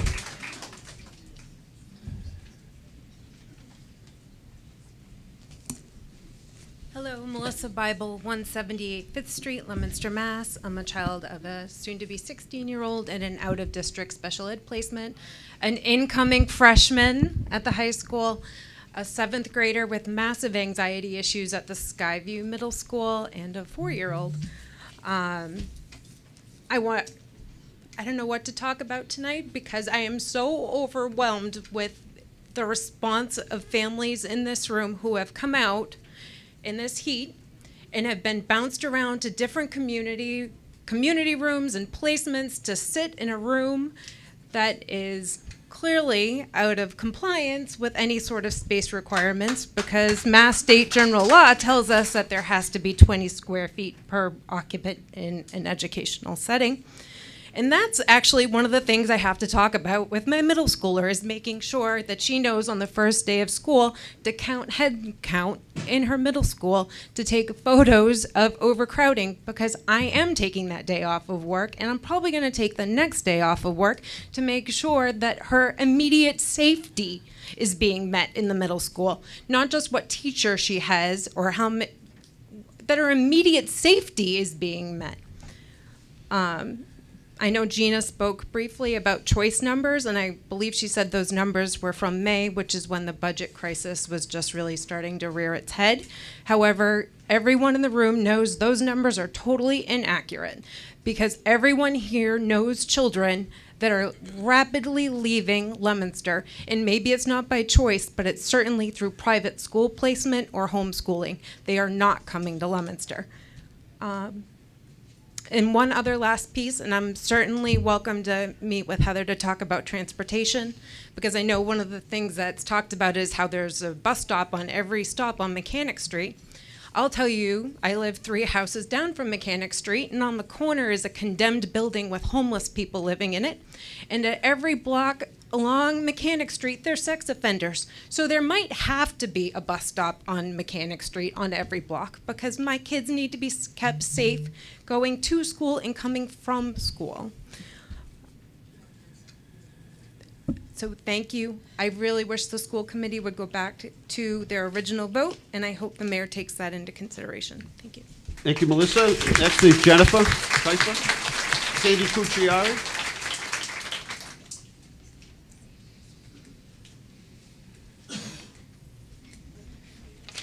Jen Keifer, 104 Center Road, Fitchburg. I have to say I was almost at a loss for words. Almost. I feel that everything has been said over and over. You have heard it all. You have listened to it all. But then I had a thought. There's one thing I don't think I've asked yet. So here's my question. When can we expect to see a long-term plan created collaboratively that is educationally sound, financially responsible, and that reflects the diverse needs of all of our students over the next 2, 3, 4, maybe 5 years? We are experiencing a loss beyond words because a plan has never been developed, implemented, or managed that considers the future of our district students. Our students deserve a plan for their future years. Planning year to year is clearly not working. Thank you, Jennifer. Sandy Cucciara and Jasmine Tatel. Jasmine. Good evening, Sandy Cucciara. I live at 29 Chapman Place in Leominster. I am English Department Chair at LHS, CTEI, Senior Class CTEI Advisor, and LEA Vice President. I have served 40 years as an educator, 27 of those in Leominster. I stand here to address the fiscal irresponsibility which has been allowed by members of this committee. The bleeding out of funds into initiatives of the superintendent and the inability of this committee to monitor these expenditures is appalling. Your negligence is an affront to the taxpayers of Leominster, and in particular to the children whose educational well-being is entrusted to you. Your collective apathy toward the dismal ramifications of these budgetary follies on students' lives is inexcusable and has affected students at LHS CTEI as follows. 1. Budget cuts in all departments resulting in limited supplies that affect student learning. Are you aware of this? Example, English department members hosting pocketbook parties and book fairs to supplement the budget in order to purchase core reading materials. Are you aware of this? Burgeoning numbers in special ed classrooms resulting in non-compliance with state regulations. 3, with regard to technology, non-existent computer programs, students unable to register for courses because there is no instructor at that position, having been eliminated when the previous teacher retired. Are you aware of this? 44 Chromebooks purchased for 1,900 students. Are you aware of this? Failure to replace the media specialist, which will lead to NEASC accreditation being rescinded. Are you aware of this? In addition, because this position has not been filled, our membership in the Mass Library System has been revoked, resulting in our students being denied access to databases, limiting students' opportunities to conduct research. Are you aware of this? CTEI being cited with corrective action plan by state auditors because of the lack of funding for SHOP programs, resulting in severely depleted supplies, inability to purchase state-of-the-art equipment, and the loss of instructional staff. Where is the money for the I in innovation? Are you aware of this? I'm embarrassed for you for your lack of vigilance and refusal to investigate the many concerns that have been brought to your attention for a period of over a year. Your indifference regarding the welfare of our students' deteriorating educational environment, minimizing their opportunities to compete effectively in the global market, and limiting the scope of their future endeavors is disgraceful. If this were a military organization, it would be charged with dereliction of duty. We are on life support. You are enabling your chief administrator to pull the plug. Shame on you. This was presented to you October 19th, 2015. What has happened since then? Thank you. Next speaker is Jasmine. Is Jasmine here? There you go. And then Chris Lord, Dave Fandaka was next, and then Shannon Weatherall. Good evening. I'm sorry, Jasmine. Matt Sargent was after that. Jasmine Tatel, 34 2nd Street. Thank you to school committee for this opportunity. Mr. Mayor, as I have talked about our current situation with our budget with my family, friends, and fellow parents, many of which are here tonight, trying to figure out what can be done, I keep coming back to the same thing: stabilization. The definition of stabilization is the process of becoming or being made unlikely to change, fail, or decline. And I have heard many times at many different meetings that the stabilization fund is not an option because this situation doesn't qualify as a community stabilization. But I ask, doesn't it? Are not our children and the teachers that teach them and the buildings used for this purpose part of our community? I think so. If we refer back to the definition of the word stabilization, unlikely to change, fail, or decline, I see exactly that happening to a fundamental part of our community. I see a major change in how our children are going to have to cope in classrooms, or in some cases, not even a classroom, with numbers ranging from 40 to 99. With this being said, I see a decline in the education that all of our children are entitled to. I see a decline of high-achieving students having opportunities to keep on being challenged. Instead, they are going to be in regular classes, bored out of their minds. I see a decline in the needs of children like my son on IEPs who will struggle just to maintain doing everyday tasks, who will maybe not be able to continue participating in an inclusion class because the class sizes are too big for him or any of them to safely handle. I see a decline in the overall interest in school in general for kids like my other son, the kids that do pretty well overall, but struggle with some things. But there will be no time for their teachers to give them that little bit of extra help that they need to succeed. And also, no extra incentives in the form of clubs, sports, or the arts to keep these kids interested. This situation from where I sit is the exact opposite of the word stable. Everyone knows that the key to a child's success is a stable environment, whether it be at home or at school. With that being said, I humbly implore you, Mr. Mayor, to maybe put our bond rating on the back burner for a bit and stabilize your community in its time of need and help make us a long-term plan for the future of this community. Thank you. Next speaker would be Chris Lord and David Fiandaka.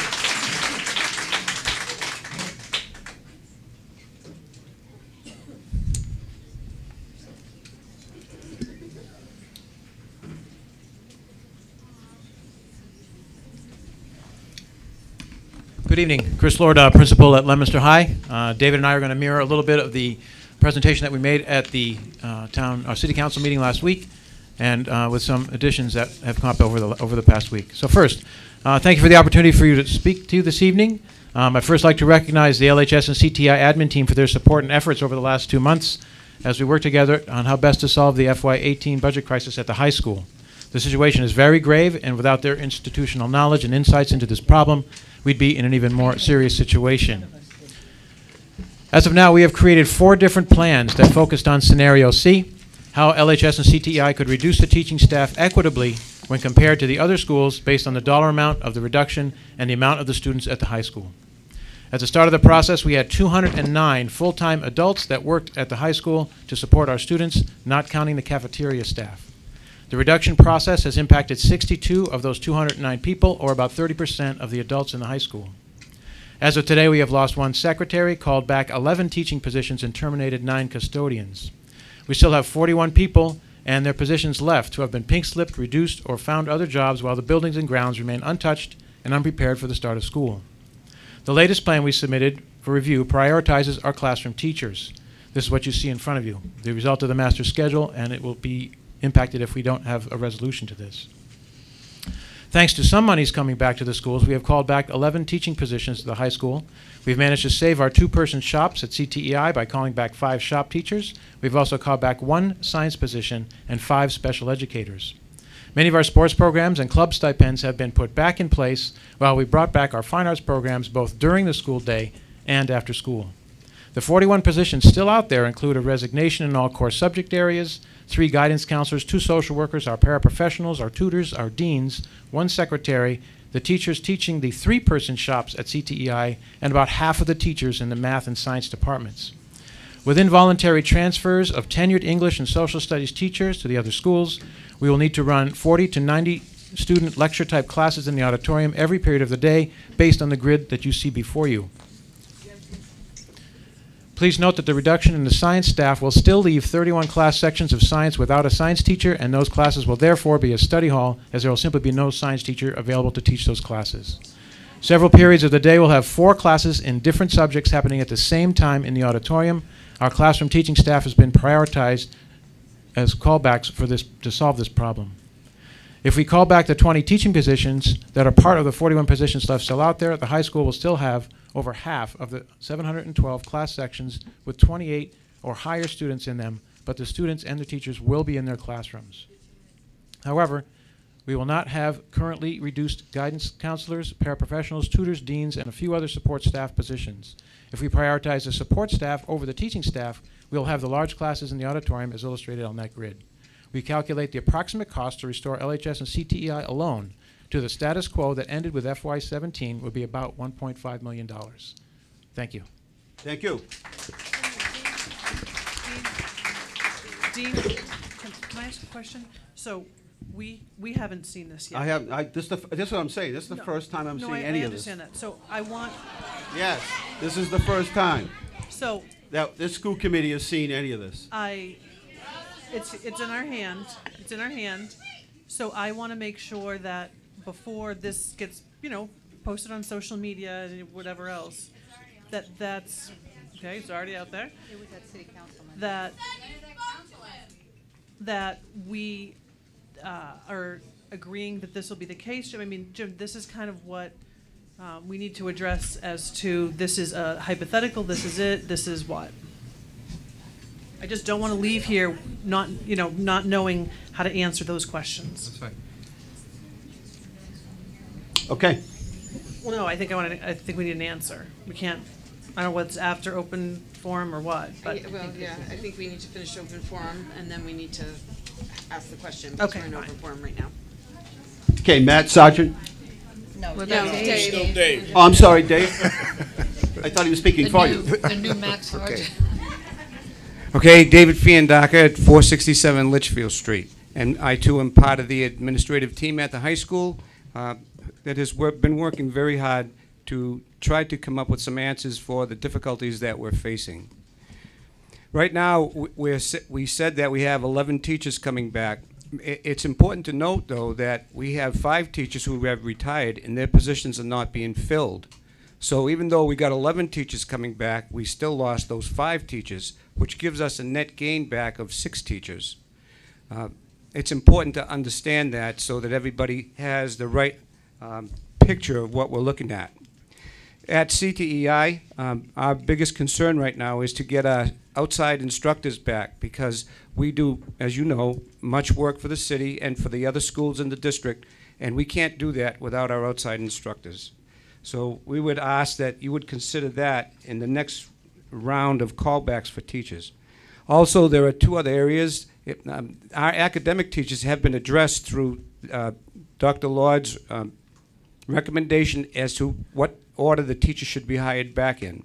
So the other thing, 2 things that I want to mention is, number 1, safety is the number 1 priority of any school. We need our deans. The deans are important. They do the social emotional work that begins when they find students that are upset. They spend time with them. They try to calm them down. They are a very important part of what we do here at our school. And secondly, we have many people who are one-on-one aides for people, for our autistic children. Those aides need to be here as well because they are critical in the development of those students. Without those one-on-one aides, I don't know what those kids would do. So my time is up. Thank you for allowing me to speak. As always, thank you. Matt Sargent and Shannon Weatherby.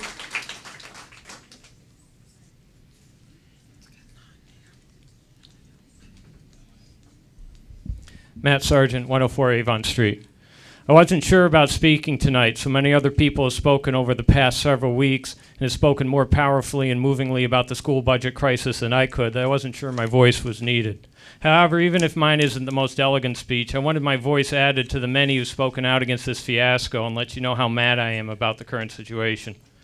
First of all, I'm mad because this didn't need to happen. The city could easily fund the schools without raising taxes, either through the $14 million rainy day fund or with the annual $6 million to $9 million free cash surplus, or with reducing or eliminating the $6 million in chargeback that the city charges the school annually, or maybe through a combination of all three. I'm mad because we elect city officials and the mayor specifically to avoid this type of crisis. I doubt anyone in the audience tonight wants to be here giving up yet another evening of their time to once again voice their support for strong schools in Leominster and to try to figure out what sort of disaster they and their children are walking into in the fall. I'm mad about how little our city council can do to override the bad decisions by their mayor, who apparently has almost dictatorial powers in this city. And I'm mad because we could go through this all over again next year. Without a mayor who values education, there's nothing preventing our children from getting jerked around yet again next year. We have a saying in the corporate world, people don't leave companies, people leave leaders. Change companies to cities, and this applies to Leominster now as well. People are exploring educational options for their children outside of the Leominster school system. They aren't disloyal, and they care deeply about this city, but we're all tired of our leaders playing games with our children's futures. And we're going to do what we need to do, what is best for our children, even if it's outside the city. One more thing I'm mad about, regardless of how this crisis plays out, damage has already been done to the city and its school, and it's going to take a lot of work to repair that damage. The best way we can start to fix things is to adequately fund the schools now so that we have the teachers, the classes, the class sizes, and the extracurriculars that our children in this city deserve. Thank you. Thank you. Our next speaker is Shannon Weatherall. Shannon Weatherall. And then Kathy Sargent. And Andrea Mastriani. Oh, thank you. Shannon Weatherall, 66 Clinton Road, Sterling. My leader, Principal Tim Blake of Skyview, stood in front of City Council 1 week ago today. He did a magnificent job of taking the speculation of what could happen with our budget as it stands to the reality of what it is at our school. Some of the highlights of that reality is no foreign language, no dean, no leap in 6th and 7th grade, and 40 kids will be in the 6th grade classes. 40 kids per class. I have heard the words over and over again from you, our school community leaders, that education is a priority of Leominster. As a math teacher, I say to you what I say to my students: prove it. We use claim, evidence, and reasoning in my classroom to support our thinking. Allow me to use this here tonight. Claim, education is a priority in Leominster. Some evidence, no leap in 6th or 7th grade, no foreign language, loss of deans, principals having to make the unfair decision between what is more important, the arts or academics. By the way, the answer is they're equal. Loss of support staff, custodians, teachers, 40 students in a class. The reasoning, the state has cut funds, the expenses have gone up. Our school leaders don't trust each other as to how the money has been spent, so why give more? As a leader in the classroom for 19 years, I can honestly say the evidence does not support your claim. It is unsatisfactory. The claim is just words. Anyone can say them. It takes leaders to put those words into actions. As a leader of my classroom, some actions you can count on me doing is trying to arrange 40 desks and 40 chairs safely in my classroom, revise my lessons to better support the 160 students that I will be teaching, find ways to better communicate with the 160 parents and guardians that are even more anxious than usual about this school year. You are the elected leaders in our school community. We rely on you. We put our faith in you. I leave here tonight asking you, how do you turn your words into actions? How can you support your claim that education is a priority for Leominster? We are looking for you to prove it. Thank you. Thank you. Kathy Sargent, and then Andrea Mastriani. Kathy Sargent, 104 Avon Street. Small class size is a proven path to academic success for all students. At last week's City Council meeting, we heard from LHS Principal Dr. Lord, Skyview Principal Mr. Blake, Fallbrook teachers Jen Kiefer and Aaron O'Toole about the effect of the current budget on class sizes. For the elementary and middle school students, this is upwards of 40 students in a space designed for a maximum of 30 students. For the high school students, it was upwards of 90 students in the auditorium with multiple classes going on simultaneously. Anyone who is currently in Appleseed's restaurant knows trying to fit too many people into a space it wasn't designed for doesn't work. I appreciate all the hard work that this was put into the budget by the school committee. The fact of the matter is, it takes money to run a school. This is the year the students of Leominster need the city to step up to properly fund the schools. Last week, our city council said they won't approve the extra $1.3 million in spending for the school budget unless they were told how this money is being spent. At this point, we have a catch-22. The city won't give the schools the money they need to function, and the schools can't function properly without additional funding. It is time our students' needs are put first, and our dedicated teachers have the support they need to teach. We need class sizes to remain small so that our students have an adequate learning environment. Thank you. Thank you. Next is Andrea Mastriani, Natalie Higgins, and Xander Vera. Andrea Mastriani, 193 North Street, Westminster, Mass. For the past 16 years, I have taught theater at Leominster High School. I love my job, and I'm incredibly proud of the work my talented students produce every year. Currently, we are known as having one of the strongest theater programs in the state, winning many awards and sending our students off to study at some of the most prestigious BFA theater programs in the country. 3 weeks ago, I had the thrill of seeing one of our theater kids perform on the Tony Awards. There is no question that the arts program in this city are very strong, and yet I and all of my fellow elective teachers have had to spend the past 2 weeks fighting to save our programs. I am overjoyed to hear that as of right now, the arts are safe at LHS. I hope that the same goes for the middle and the elementary schools. But while it seems as though Ewing has been spared, I am horrified to hear what this might mean for my colleagues at the high school. Classes of 60 to 90 students in the auditorium running math and science classes at the same time. How can anyone think this is okay? That is laughable.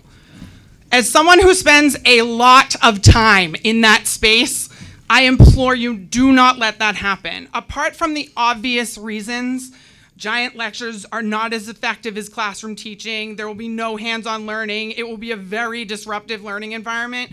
If you put 90 to 100 students in there every period, every day, that space will be destroyed in less than 2 months. Earlier, I talked about the fact that I love my job.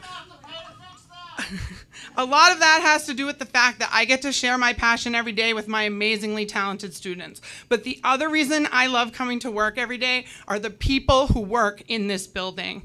These people show up for the students here. Not only are they amazing teachers, they support the students of Leominster as coaches, advisors, fans, surrogate parents, counselors, snack providers, college recommenders, and shoulders to cry on. We, the teachers at LHS, fight for our students every single day. School starts in 44 days. We want to be amazing at our jobs, but this budget is going to make that impossible.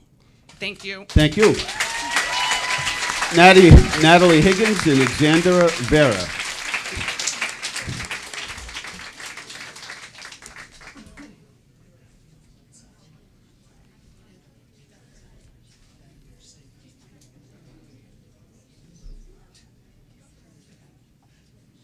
Sorry, I was out in the bushes. Representative Natalie Higgins, 333 Elm Street, proud 2006 graduate of this school. I just wanted to come, and I'm really thrilled to see so many people here to talk about what's going on at the state level with the Chapter 70 Foundation budget review, and kind of the reality that we're in. This isn't an issue that is gateway cities or really wealthy communities. Pretty much everyone knows that a foundation budget that was set in 1994 when I was 5 years old is out of whack. It just doesn't work anymore. And we've been working for a really long time at the state level to fix this. But the reality is it's going to cost north of $1 billion. So in a $40 billion state budget, how do we do that?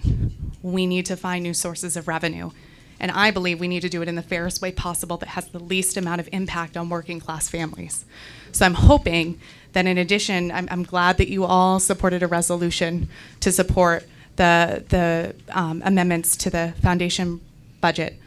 But I really hope that you look at the Fair Share Constitutional Amendment and pass a resolution saying that this school committee supports the fairest way to make sure we're all paying our fair share so that we can have the money to invest not only in fixing the Chapter 70 formula, but making affordable, free public higher education a reality in Massachusetts.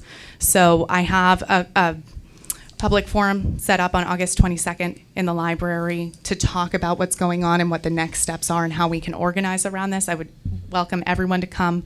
For anyone who wants to come and talk to me one-on-one or in small groups about what's going on and how they can have an impact, please give me a call or shoot me an email, 978-602-3772 and natalie.higgins@mahouse.gov. For anyone who doesn't have the ability to be at the State House for the hearing on the 25th, please send me your letters. I'm happy to testify on your behalf and bring them to the committee. I just met with the House Chairwoman last week talking about everything that's going on and trying to find some resources to help. Thank you so much. Thank you. Next is Xander Vera.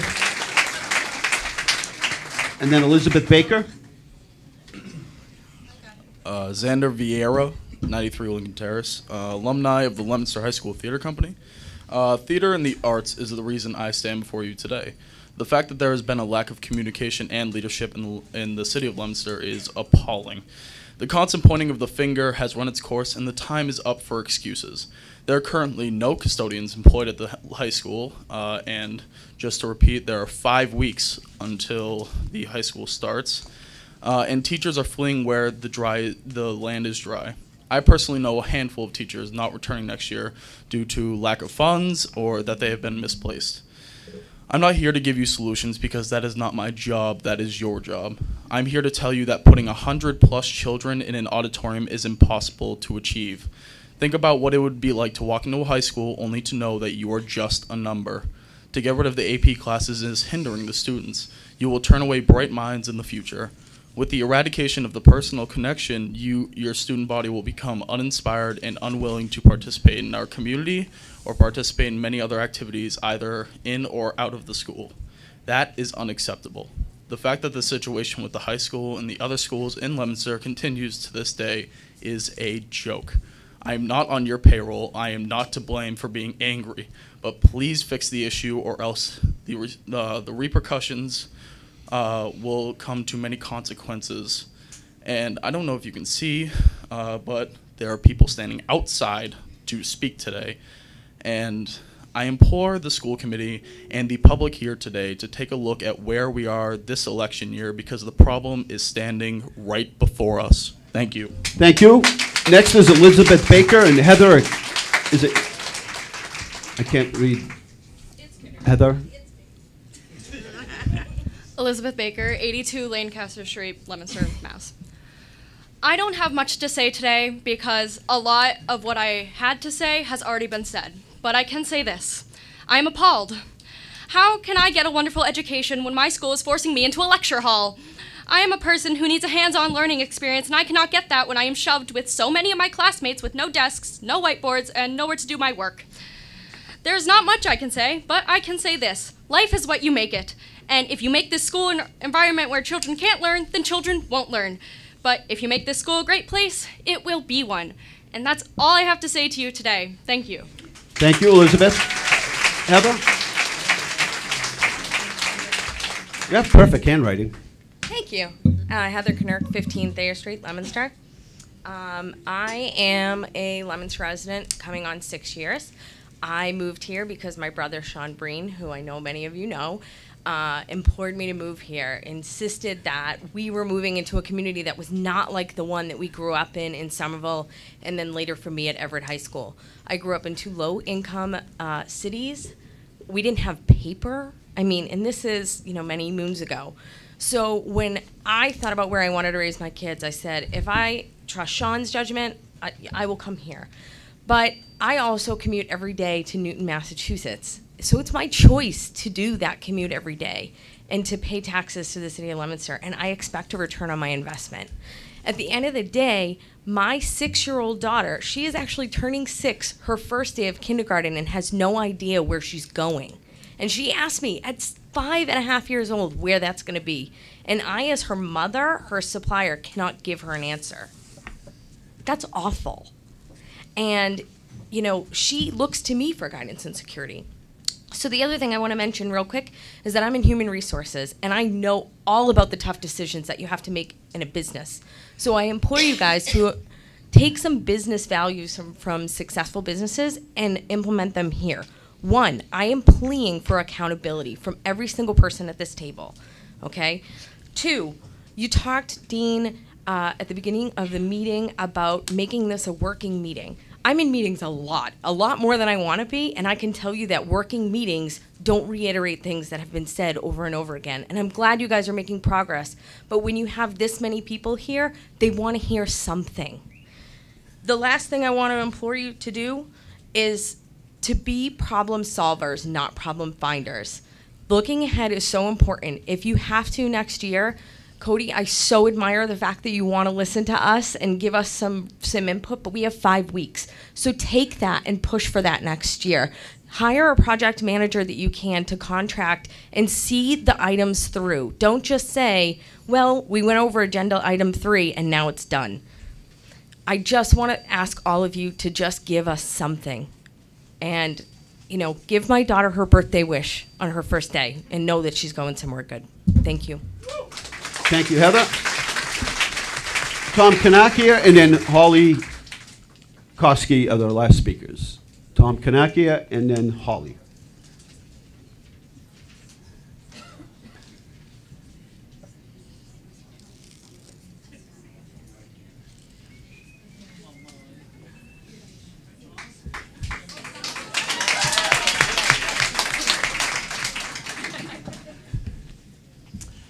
Good evening.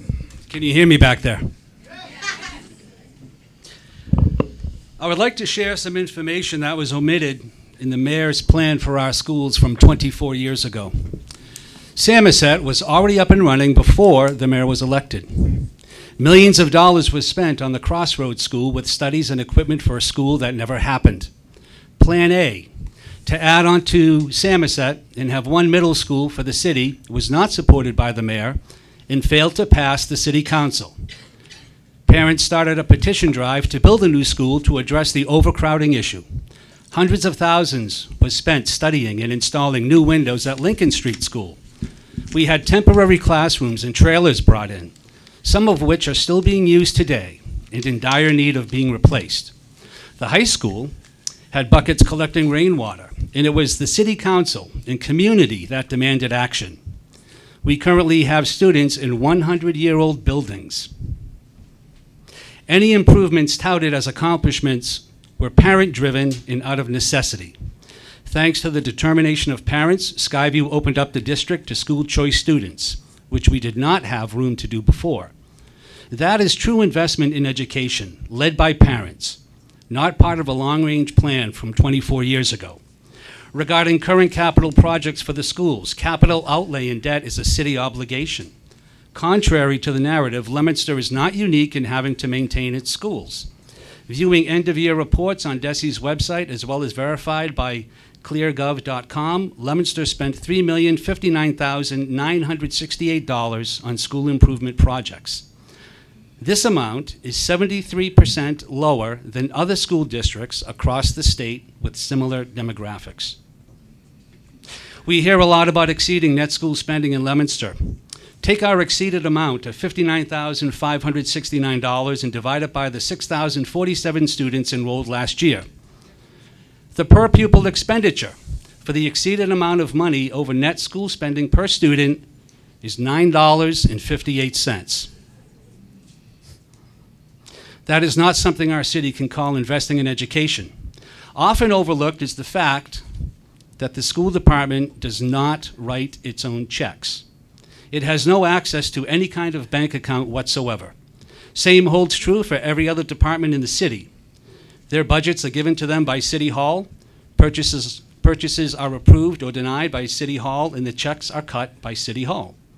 This is why the DOR review spends time reviewing practices and procedures of City Hall, because that's where the money is.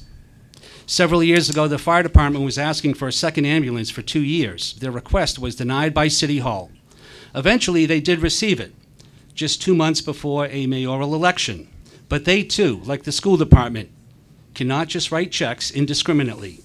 City Hall is equally responsible for our current financial crisis. Last fall, I was the only resident to attend the Transportation Subcommittee meeting. I received the fact sheet provided by the Mayor's office to the committee.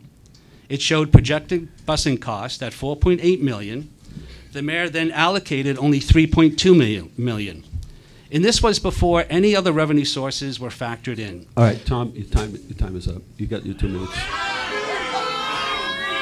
You got your 2 minutes just like everybody else. He got his 2 minutes just like everybody else. Mr. Mayor, respectfully, I will honor your request, but I would like to say that I have been listening to you for 24 years. I would think the least you could do is afford me 2 more minutes of additional time. I think, thank you. Next speaker is Holly Kosky. Next speaker is Holly Kosky. Holly.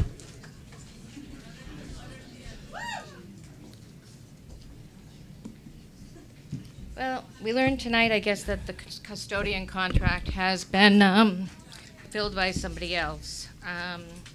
When was that contract finalized? What was the dates? How much is that contract for? Who's paying for the fingerprinting costs? Who's paying for the core rechecks? What company do you buy your cleaning supplies from?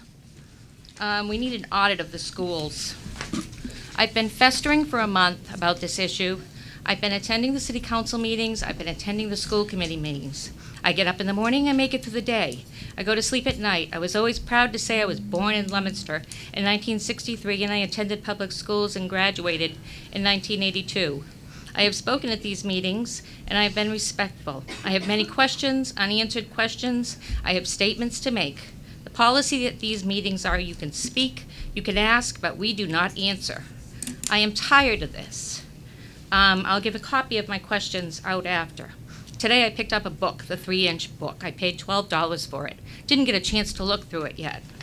This whole matter is disgusting to me. In the private sector, when employees make errors, repetitive errors, the employee, department head, CEO, chief financial officers, facility director, athletic directors, etc., they get warnings. Yes, we're all human beings and we all make mistakes. When your job is to run the school department in a fiscally responsible way, that is what should be done. When large errors, very large errors happen, you should be held accountable for these errors. I'm not just throwing blame around, but I do not understand how someone can make a $700,000 error and still have a job. I guess it was called a budget buster, and it was something that was just missed. I do not understand how a $1 million error can happen in the busing. I don't understand how the school department can get away asking for money to fund their budget and do not prepare a line-by-line budget. That should be, pardon?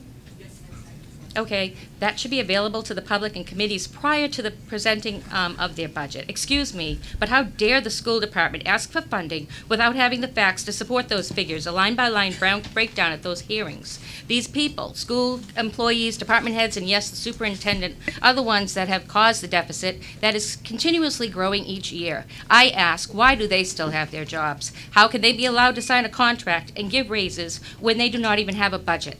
There is a $5 million budget. There's contracts here, and there's a suit happening. So I hope you have your correct figures. Holly, thank you. And if you have questions you want to leave with the school committee, to Mr. Kanaki, the same thing. If you leave me a copy or your comments, I will respond point by point, line by line, with all of the answers, and we can either agree or disagree to disagree. Counselor? Sure.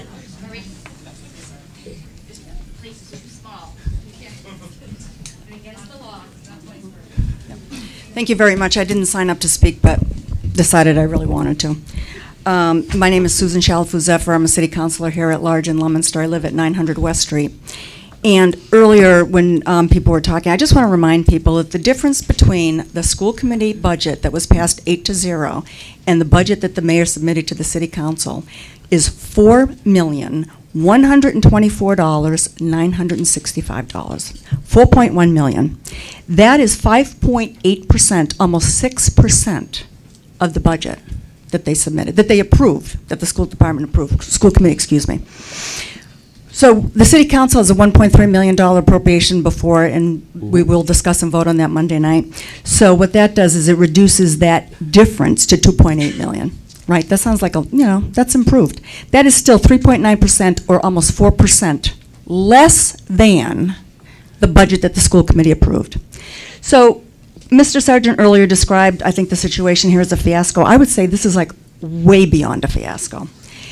To sit at this meeting when specific reductions from Dr. Lord, Tim Blake, Mr. Fandaka, and other principals that have been discussed in the public at the city council meeting, and then to sit here and hear them tonight, perhaps tweaked a little bit, perhaps changed a bit, and feign surprise, I'm stunned. How do you think $2.8 million is going to be made up? Seriously. It's not official. It's not official, but it's not going to change dramatically. How can it change? The principals have been working on this for over a week. They know how much money they have to cut from their budget. Dr. Lord said $1.5 million. Yeah, we're trying to find solutions. Hey, we're trying our hardest to find solutions. We need to not address. I just wanted, you know what, I thought it was really important just to remind people that the real difference between the school committee passed budget and the budget that the mayor submitted to the city council was over $4 million. How principals in their schools are going to make up those reductions, you heard the real plans here tonight. So, class sizes of 40 kids, lecture hall sizes of, 60 to 100 kids. That's the reality. So I don't see, unless the solution is to restore that funding to deal with this year's problem, which is what I would propose, while starting to plan for the future. This situation is not going to change. The cuts are going to be as bad as these principals have been talking about, and this is not news. This has been ongoing for at least 2 weeks. The details have changed, but the overall reductions, the overall impact on the school district and classrooms remains the same. Okay. Yes. I think he was before you, but I don't think he has a problem with that.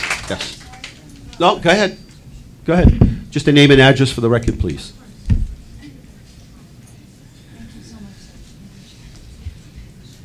My name is Linda Gordon-Cohen. I live at 949 Union Street in Leominster. I'm a project manager by profession, and I would like to ask some questions or at least make some recommendations from what I've heard here today.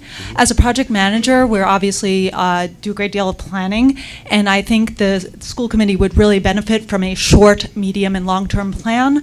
I heard it discussed that we have 44 days left. I think it would be a good idea to give to the community milestones, so you can meet those milestones. You could put dates out there where you will promise certain pieces of information and put a plan in for the next 5 weeks so we understand when we will be receiving information. For a medium-term plan, I would say for the next year, you should do a plan on how you would deal with the following year, and long-term plan, it should be at least 3 to 5 years. Next, as far as communication goes, you should always understand who your primary stakeholders are. So you have a plan of how, different types of information you're going to supply and how those pieces of information are going to be supplied to everybody. For example, like the community ed, the phone calling is a good example. What levels of communication you would like to give out to people. And I would be glad to give some of my time to you to help you put some of this together. I suggest using simple tools like Excel. I have wonderful friends who also are fantastic at that, as well as Microsoft Project, very simple tools that you can use to put this together. We also have templates as far as communication plans go. You should also put together your risks and how you plan to mitigate those risks. We obviously have a ton of risks here. We really need to understand what those are, document them in some type of organized fashion, and put it someplace publicly so people can really see them and understand them. And I think we are a community and we need to work together and help each other. I've heard a lot of back and forth here. I think people really want the information, they want to help, and somebody mentioned before, people really do, it's the parents, it's the community that bands together. We have a lot of smart people here. I think we can really harness our resources here. We are a very powerful community, and I would like to offer my time to you to help. Thank you. Thank you.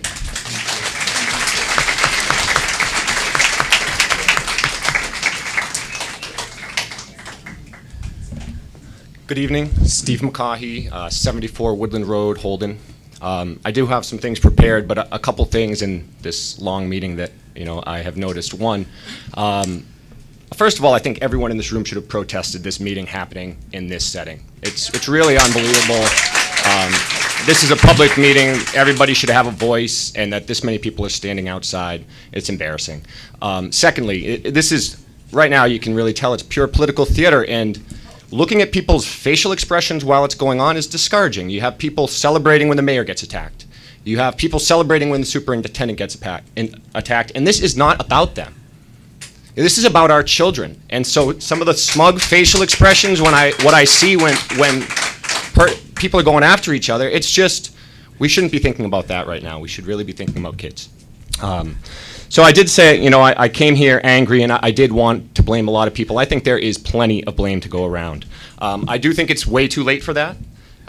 So I'm here tonight to talk about the alternative ed program at the high school, which is going to be one of the things that is heavily impacted by these cuts. I'm the coordinator of the program for the most at-risk kids at the high school. We've had over 150 kids graduate in the past 8 years. Right now, our adjustment counselor is getting cut. And without that position, there really is no alternative ed program at the high school. She is the heart and soul of our program. Otherwise, I'm just a teacher in a room with a bunch of computers. She picks up kids at home. She does all home communication. She goes to the hospital when kids have made attempts on their life. She took a kid to get a tuxedo for the prom this year.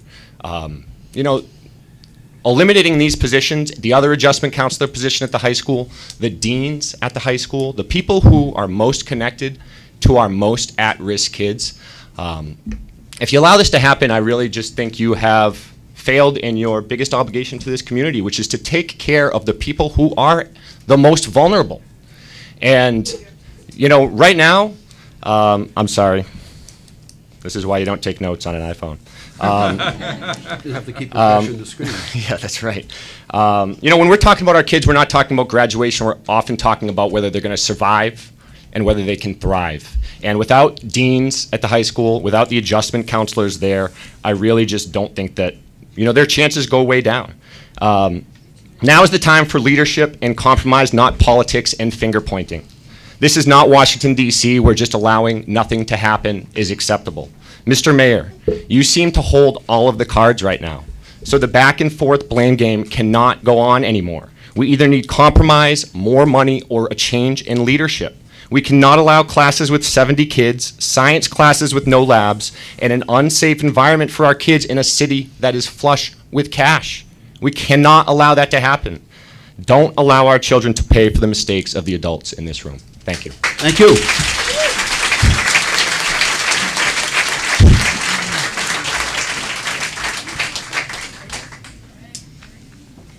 Bernadette. Hello, everybody. It says something when the mayor knows your name. Bernadette Marceau, 139 Hampton Street in Auburn. This is going to be the shortest time you've ever heard me speak. I think it's kind of good that this happened tonight.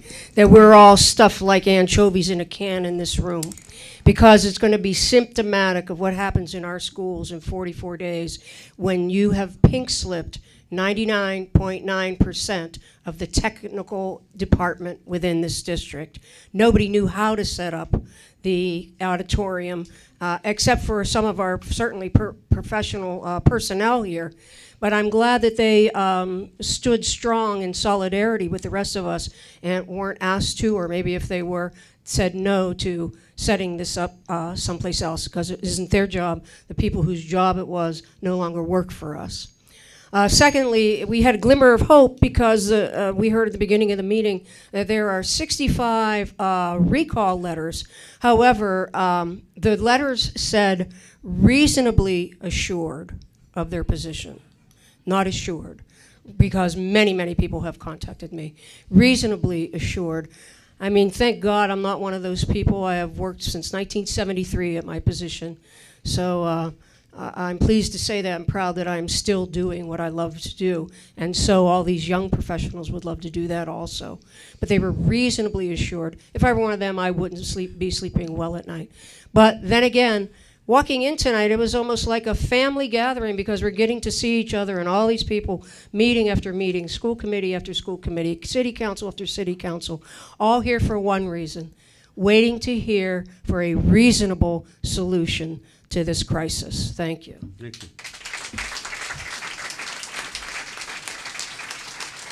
And maybe the superintendent, you could clarify that, because if those 65 people are still uneasy, either they are coming back or they aren't, I guess it would be helpful, No, I think. they're coming back. All right. With all the letters were reviewed by legal, and we went with the format that All right. was provided by legal. Thank you, Bernadette, for clearing that up, because no one should be losing any sleep if you're definitely coming back, and I think that's a definite. So thank you. That's helpful. Yes. My name is Denise Levesque, 32 Apple Tree Lane. I wasn't going to speak tonight because I've already spoken at 2 other meetings, but sitting here listening, I decided I need to speak because my child is important and this is affecting him. I had 2 comments I wanted to make. First, Mr. Mayor, you said that you didn't want this meeting to be about blame. I understand that. Can respect it to a degree, but our school system is in a free fall, so somebody is to blame. You have to find out who's to blame, and you have to fix it. These are our kids. My son is entering high school. Did you just hear the scenario that Dr. Lord presented? That is not an appropriate education for a 14-year-old boy. 100 kids in a room with a 14-year-old boy, not gonna work. I'm asking you, Mr. Mayor, I understand when you say it's not a good idea to use the stabilization fund for continuing costs. I get that. But for 1 year, if you could fund the schools, that gives you, the city council, everyone on this school committee, the superintendent, an entire year to figure out next year. My second comment is to the school committee. Teachers are the most important job in any of these school buildings. Our teachers are the most important. Many of them are here. Mrs. Davis, Ms. Gates, Ms. Marceau, Mr. Landry, fabulous teachers in Leominster. When they tell you that they have lost faith in their leadership, you need to listen. Your personal feelings about the mayor, your personal feelings about the superintendent, whether you like a program that the superintendent wanted, whether you don't like a program that the superintendent wanted, your personal feelings don't matter. Your job is to oversee the superintendent, and the teachers in this school have lost faith in their leader. And I really, really hope you will listen to them in the future. Thank you. Thank you, Denise. Next speaker, please. And just your name, if you don't mind, just because you weren't signed up, so I'm going to add you to the list. Hello, my name is Sophie Weitzman. I live on 9 Lakeview Drive. I've come here to talk on behalf of the arts within the Leominster School District, but also mainly within LHS. I I am currently a rising junior at Simmons College studying art history and studio art, and I also work at the Museum of Fine Arts during the academic school year in the education department and specifically within school programs, so I know the importance of arts within school systems and within the education, the cognitive development within students. I think it's concerning that throughout this meeting, the arts at our schools haven't been referred to as a content area. There have been scientific studies that have proven that art is science, art is math, art is literature, art is history, art is everything in our lives. And the fact that it's not being recognized at this meeting just shows that there isn't enough arts within our education system. I also think it's concerning the class sizes that are up on the table. Like, it's been proven that children cannot learn in these environments, and I know that high school isn't a great time for most students, and I had several teachers who my mom referred to as my school moms because my teachers at LHS were the ones who made it a great experience for me, and they were the ones who put me on the path where I'm going to spend the rest of my life, and they taught me to find something that I enjoy. And if you cut these teachers, you are taking away huge figures in people's lives, and they might not find the passion that I got to find. So I implore you to find the money because it is there. We have a rainy day fund, and we shouldn't have to dig into our rainy day fund for our budget. But if that's what has to happen, then it has to happen because you cannot cut these programs and you cannot cut these teachers out of students' lives. It would be detrimental to our society, to our community. Thank you. Thank you. Next speaker, please.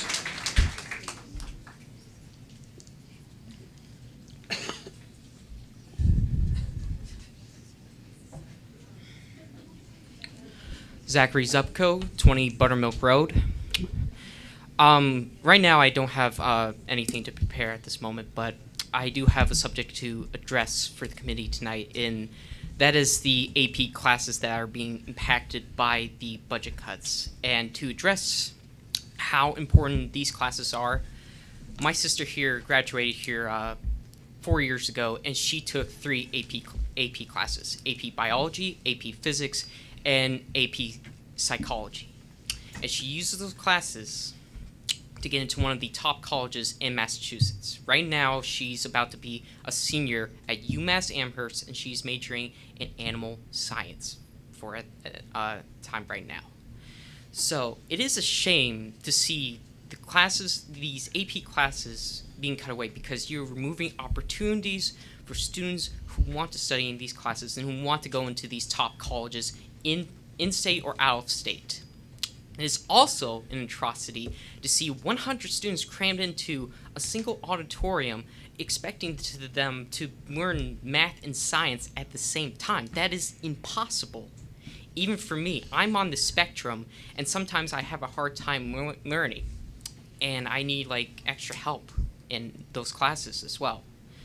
So I asked for the committee and for just for the committee to think of a solution for all of this. And please do not make it harder on yourself and point fingers at each other saying that this is your fault or anybody else's fault. Please. Thank you. Thank you, Zachary.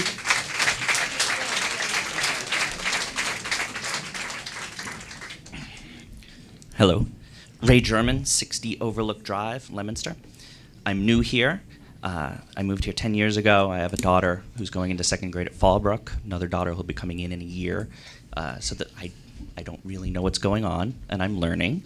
I've been coming to these meetings. It seems to me that the city council, the mayor, a lot of my fellow taxpayers don't want to give more money to the school system because there's this suspicion that Jim here has a fleet of boats or something that he's using our money for. Maybe that's true. Maybe there's horrible overspending going on in the school department, but with only 5 weeks left until school starts and the descriptions from the principals, I think it should come upon the city to possibly give more money to the schools for this year. I know I'm echoing what someone recently said, and launch an investigation. Figure out how we can live within a smaller budget. That's great to do. But why punish all of these children for this one particular school year because we don't know what's going on? It just seems like we should do something this year to get by, to not have these disastrous classes while we figure out what's going on, how can we live within the budget that we have, and if we can't, then we have another discussion. But that's really all I wanted to say. Thank you. Mr. German. Appreciate it.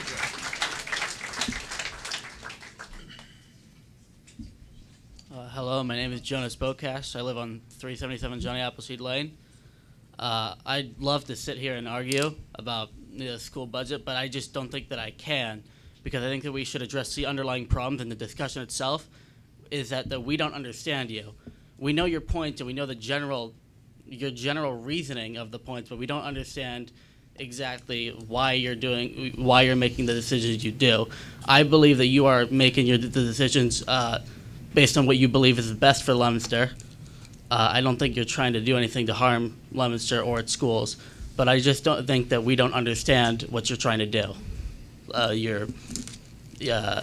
feel like you could explain your points a little bit better, so that the entire city can understand the opposite. Or you get what I'm saying? Sorry.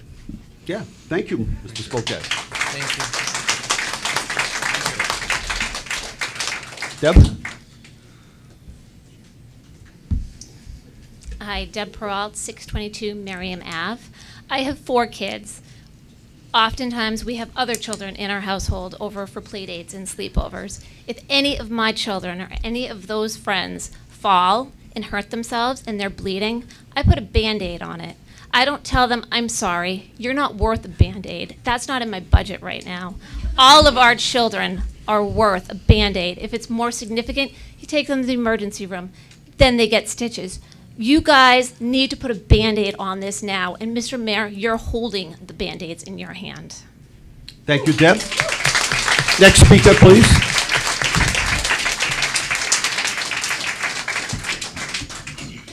David Koch. I live at 161 Arlington Street. I was not going to speak tonight, but I'm kind of encouraged to after hearing everything. So I've been a Leominster resident. I'm 38 years old all my life, except for about a 10-year stint where I spent 9 of it in the Marine Corps, 2 of a half of it while I was deployed. And the biggest thing that I learned in the Marine Corps is you lead by example. So when I first came in here tonight, you said that we need a comprehensive audit, right? And you were speaking of the school budget, right? We do an audit every year of both the city and the school. Okay, well, I've been informed that a couple years ago, the city council voted unanimously to have a free budget review, and you denied it. So what I want to say to you, Mr. Mayor, is lead by example. Right? You sit here and you say that we need change and we need to find out. Look in the mirror, right? That's what I learned my entire career in the Marine Corps, is like, look in the mirror. You're the leader. All right? If you say we need change, then you need to be driving that change. All right? Help us out this year and then plan for the future. That's all. Okay, thank you, Dave. Next speaker, please.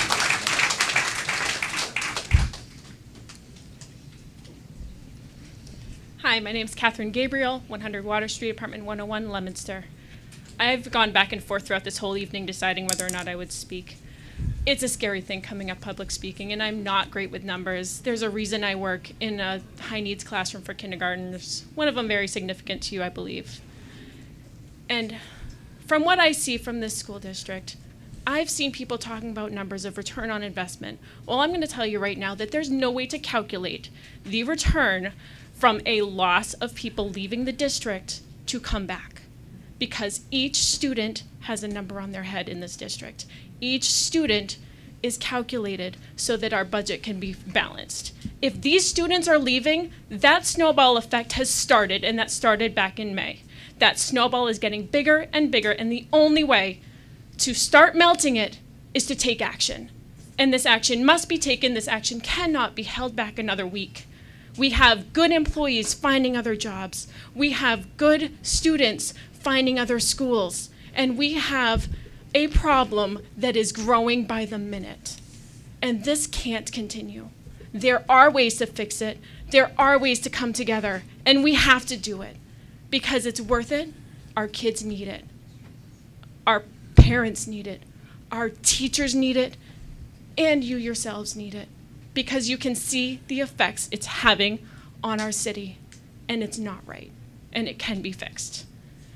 Every dollar counts, and every student counts. All we have to do is put the investment in. We have the money. Put the investment in. That's all I can say. Thank you.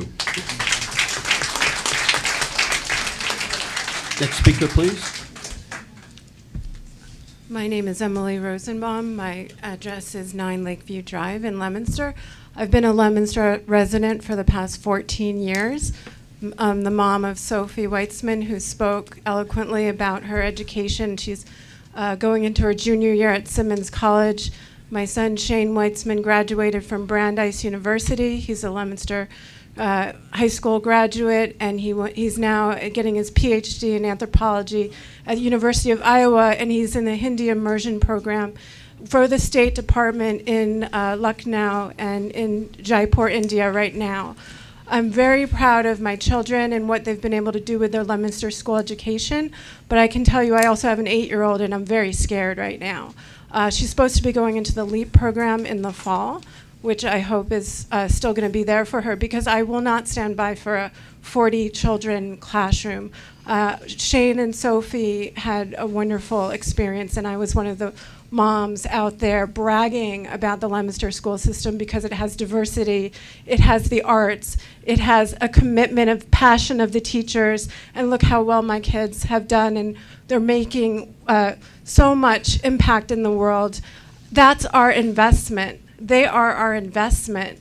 And I don't understand how you can shortfall a budget by $4 million. I'm a fundraiser. I raise money for a living. How do you possibly come up with a budget and then shortfall it by $4 million? I mean, that's not fiscally responsible. So let's, we're talking about solutions for today, but I think everybody in this room would be willing to pay more for their children and for their neighbors' children and their neighbors' neighbors' children. But there are going to be people such as myself starting to look at other communities. If we have this type of poor fiscal responsibility, I have an 8-year-old, and she deserves just what Sophie and Shane got and what everybody else and everyone else's child deserves. Thanks. Thank you, Emily. Next speaker, please. Councilor?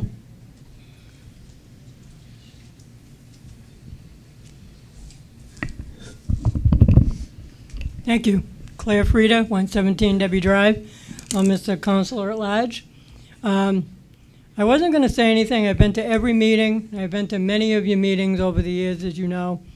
And I have a philosophy that City Council should not interfere with your votes and your positions, because we're two separate entities and we're supposed to be both doing what we think is best for the city. But I cringe every time I hear some of the numbers, because I see history repeating itself. 30 years ago, 1986 to 1994, I sat in your seat. It was pre-ed reform. We didn't have to deal with that, but we had major issues in the city financially. We had brought before us quickly and had to be done in a hurry to save a courthouse. We were faced with closing the Gallagher School, which was one of the best schools in this city. Kids loved going through that school. It was a great segue going from elementary school into high school. But we had to save a courthouse because the Carter Building failed that role. Now the Carter Building is still sitting there 30 years later, unused. Gallagher was closed. We forced a serious issue in the school system. We overfilled every elementary school because we closed the only junior high school we had left. We changed the school philosophy from K to 6 to K to 8 because we had no choices. We had no time to do anything. It was a sad situation. And I almost see us repeating ourselves because it took so long to reestablish and get back on ground until we built the Samoset School. That's what saved us. But It's overcrowding, I think, is. we had overcrowded every 900 school. students in schools built for 5. Every school was overcrowded in 1994 when we first took office. Yes, and because of ed reform, I didn't think it was going to work, so I left the school committee to run for city council. I don't really think it has worked that well. But the other thing that I want to add is that we privatized custodial services. It was a mistake then. A lot of us felt it was a mistake. You know, custodians, I think, are a little more than people give them credit for. They're friends to the kids. They do a lot more than just keep the schools clean. We privatized it. It didn't work. 3-4 years later, we were back and negotiating and created the A and B unit so that the custodians had a little bit of authority over another part of their group. Please look carefully at expediting your decision, whatever it might be. I would not tell you what to do, but I think you need to do it quickly because it's going to take a long time to repair. So just a little bit of history, I Thank guess. you, Councillor.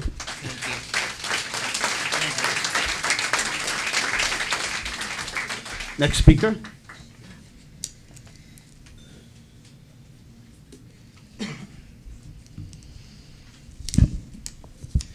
Good evening. My name is Reverend Joshua Klaus. I reside at 218 Central Street. Having been a former committee member myself back in 2004 to 2006, I remember feeling the frustrations with some of my colleagues about the Chapter 70 funding formula. I also personally felt very frustrated with the lack of oversight we had with our superintendent at the time, Marilyn Fraterelli. She was a great superintendent. But sometimes I was frustrated that we weren't coming together to look more closely at some of the finances. Myself and 2 other committee members at the time, we did, and we would ask her questions. Regardless of how purple she would turn in the face because I would ask her the questions, she answered them. Our current superintendent doesn't seem to be answering any of the questions out there. We've seen some public letters put out there that, in my opinion, as a parent of a 9-year-old who's getting straight A's, it infuriates me. Trust me, I have a lot of anxiety to sit before you, especially after last year's political environment. But I'm here because of my son, and I'm here because of the teachers that I've grew up with that are still in the community. I'm here also because of you guys. Some of you on the committee I worked with. You've gotten complacent because the MASC, they can come in and teach you how to self-evaluate yourselves. It's proven to do nothing. You guys are the board of directors. It's not all on the mayor. I agree the mayor has some cards to play here, but the superintendent is the CEO of the schools. You are the board of directors. And I'm not Glenn Kuchar from MASC. I know him very well, like the rest of you. You gotta do the hard thing and hold these people accountable. And how we get change publicly, I gotta say this, everyone can come sit at this table and everyone can write letters to the editor, everyone can go on Facebook and to these social groups and attack one another. That does nothing. Stop attacking the mayor and everyone else.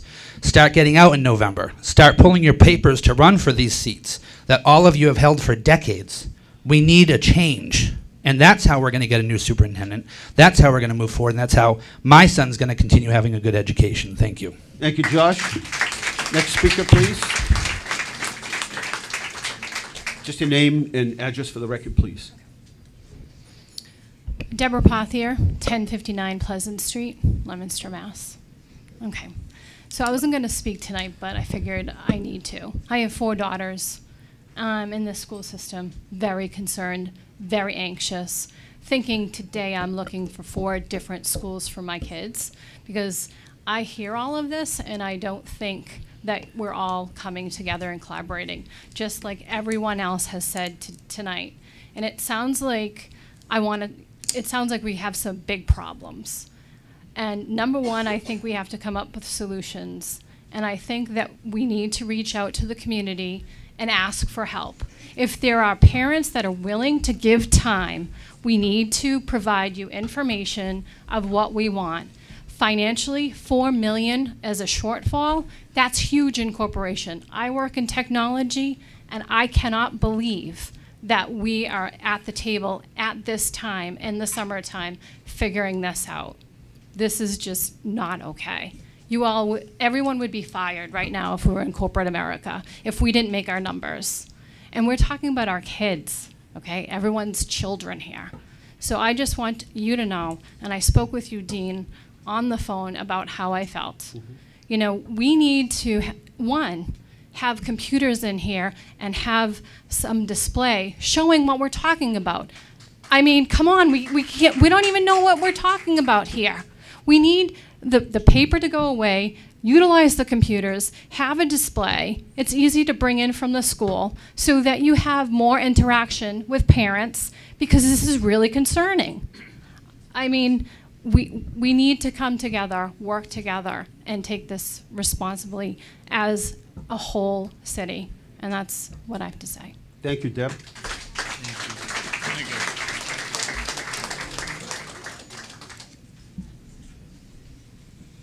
My name is Carrie Mealy. I'm at 196 Day Street in Leominster.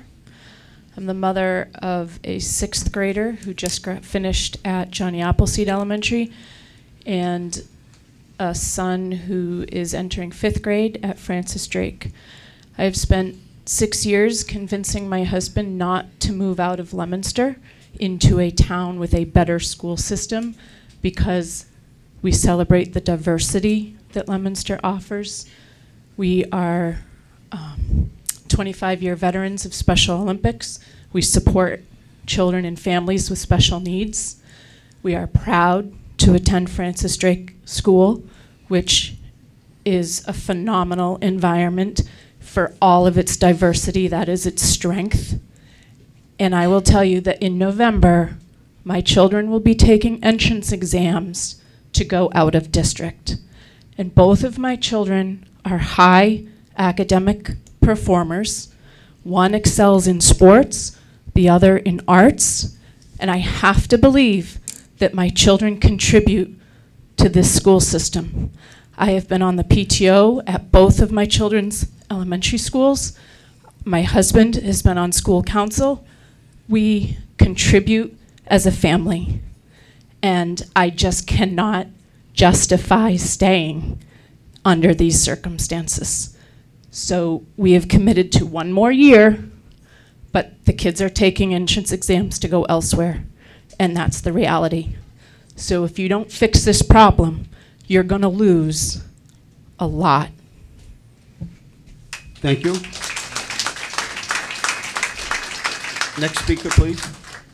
Hi. Hi. Hi, everyone. My name is Amy Martinez. I live at 459 Linda Ave. Thank you all for your service to our city. I have 4 children. My youngest is entering 10th grade at Leominster High School. And I just have one question, really, and it's mostly for the superintendent, but for all of you thereafter. Can we please get, or can I please get, or can we all please get a line item budget? Just to understand where the money is going, line by line by line. That's it. Thank you kindly. Thank you, Amy. Thank you. Charlotte?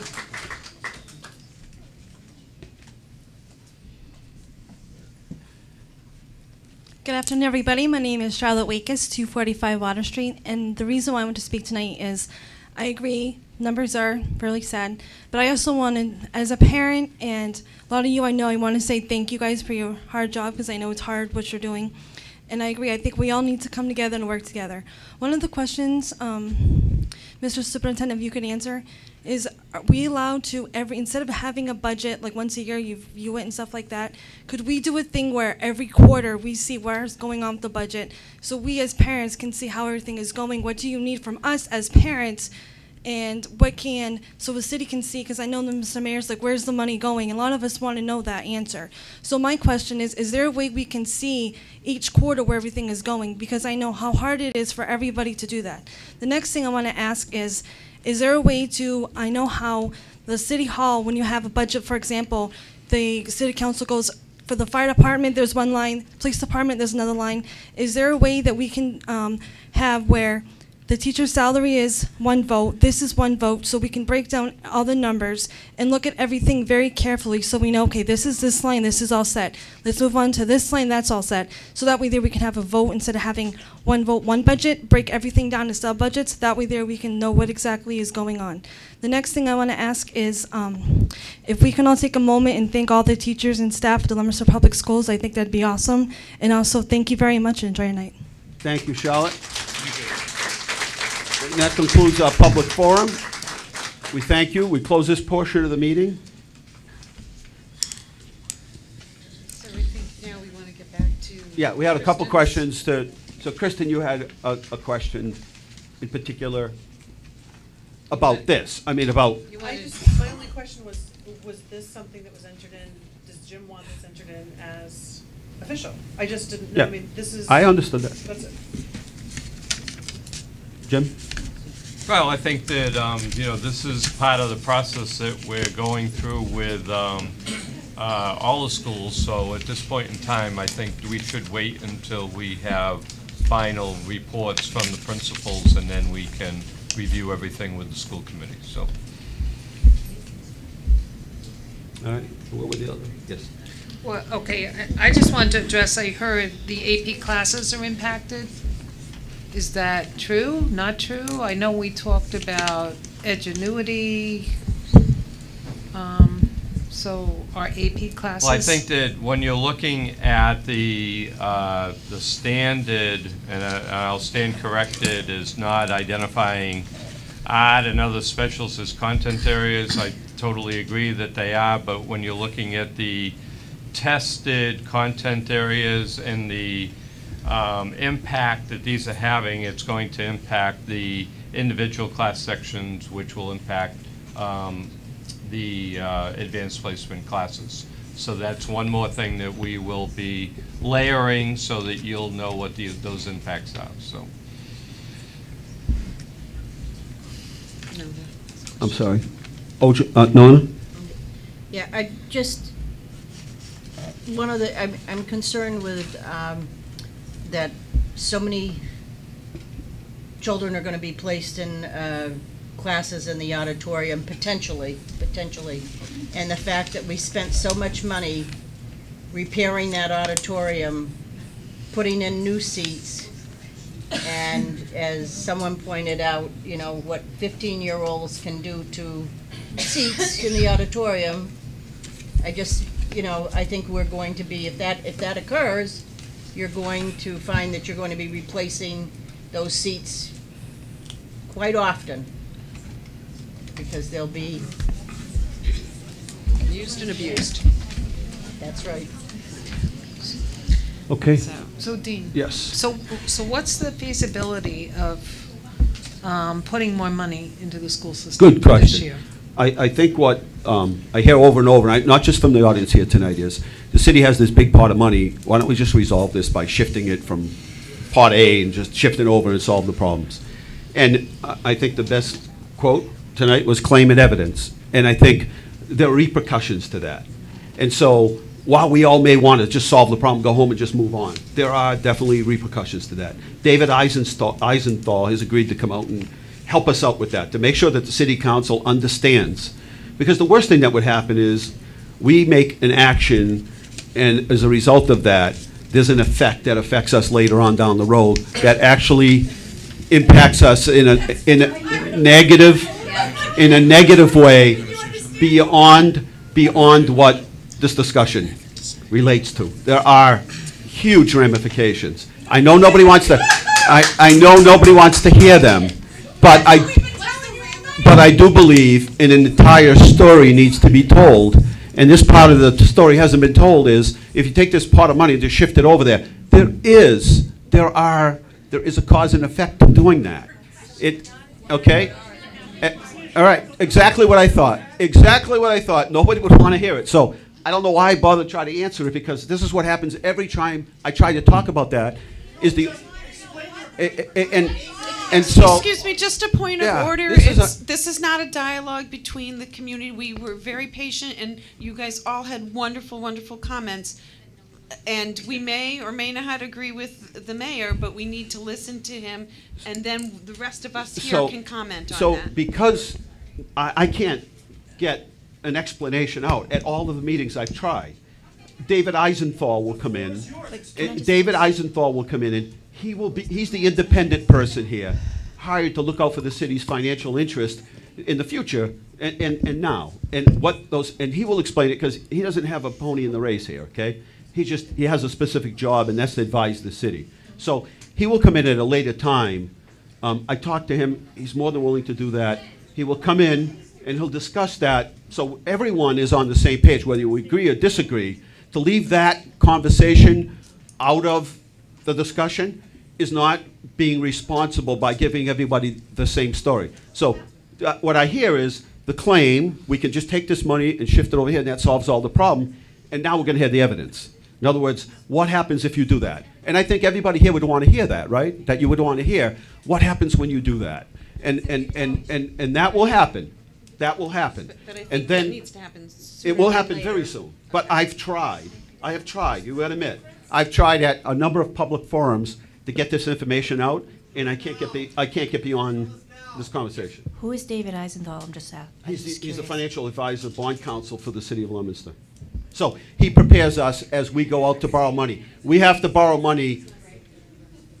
We have to borrow money coming up for Northwest and Johnny Appleseed. We have to go to permanent borrow. We haven't gone to permanent borrow on those projects, which tallied about 6 or 7 million. We haven't gone to permanent borrow yet. And we also have a police station we're going to be doing. So we haven't gone to permanent borrow on those projects yet.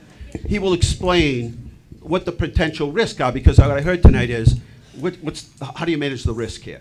And I'm not saying you have to agree. I'm just saying you should be afforded the opportunity to hear this information so that you get an entire story, not a book that has half the pages ripped out or half the chapters, but an entire story. So that way we're all in the same, we've all read the same book.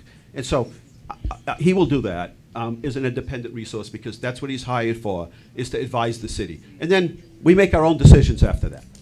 Is there a difference between, obviously helping with our current the 17 deficit will directly impact the 18 school year?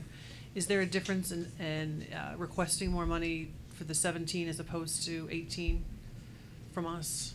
It's not. Well, here's the on our, and you can look, anybody can look this up on Moody's review. One of the points they make is they will watch us on how we spend our one-time appropriations, our reserves, because that is what got the bond rating up. That's what cost the reason that we were able to borrow money so cheap for this project here at the high school. And so you can look at what they manage, they look at the risks, they talk about the strengths that we have, a good fiscal management team in the city. They talk about those things, but then they talk about the risk of doing certain things, like using one-time money for fixed costs. So that's what I'm trying to work around. I'm trying to work around the funding part so we don't jeopardize on one end. We shifted some money over, but now when we go to permanent borrow on those two projects, the taxpayers have to pay more money, and it's not going to go to schools. It's going to go to paying off that debt service, and not one penny. So if I can save money on one end, that money goes back to the schools. That's what I'm trying to So there's carefully no difference balance. between 17 and 18? I'm trying, yeah, that's what I'm working towards. Trying to balance that out so we don't trigger off.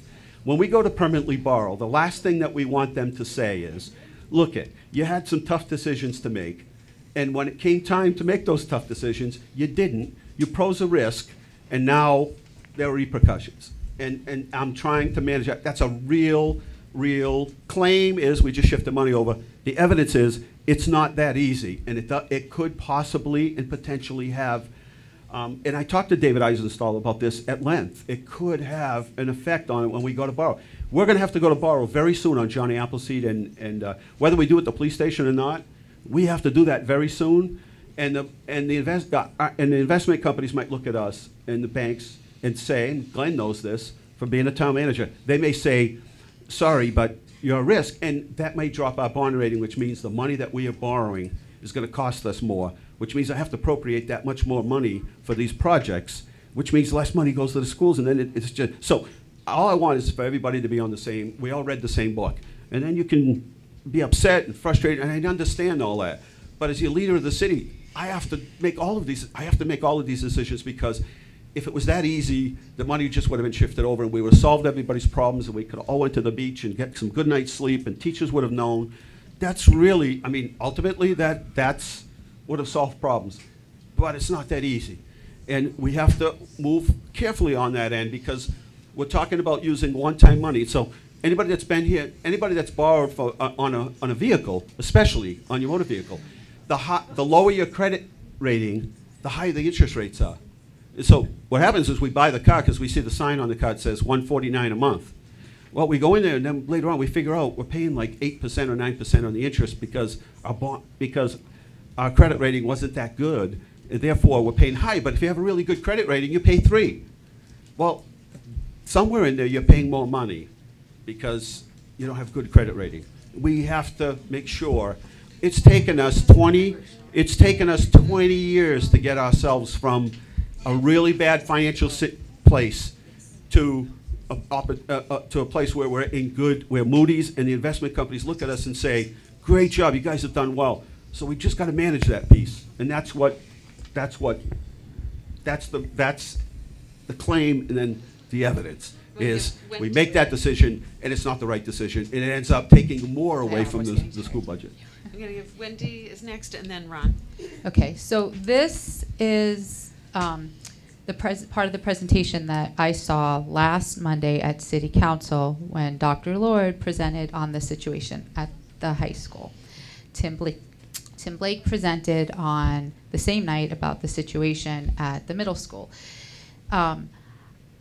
I sit here as a member of this committee, but I'm a mother first, and I'm listening to all of this, and really, my kids are still in this school because I sit on this committee.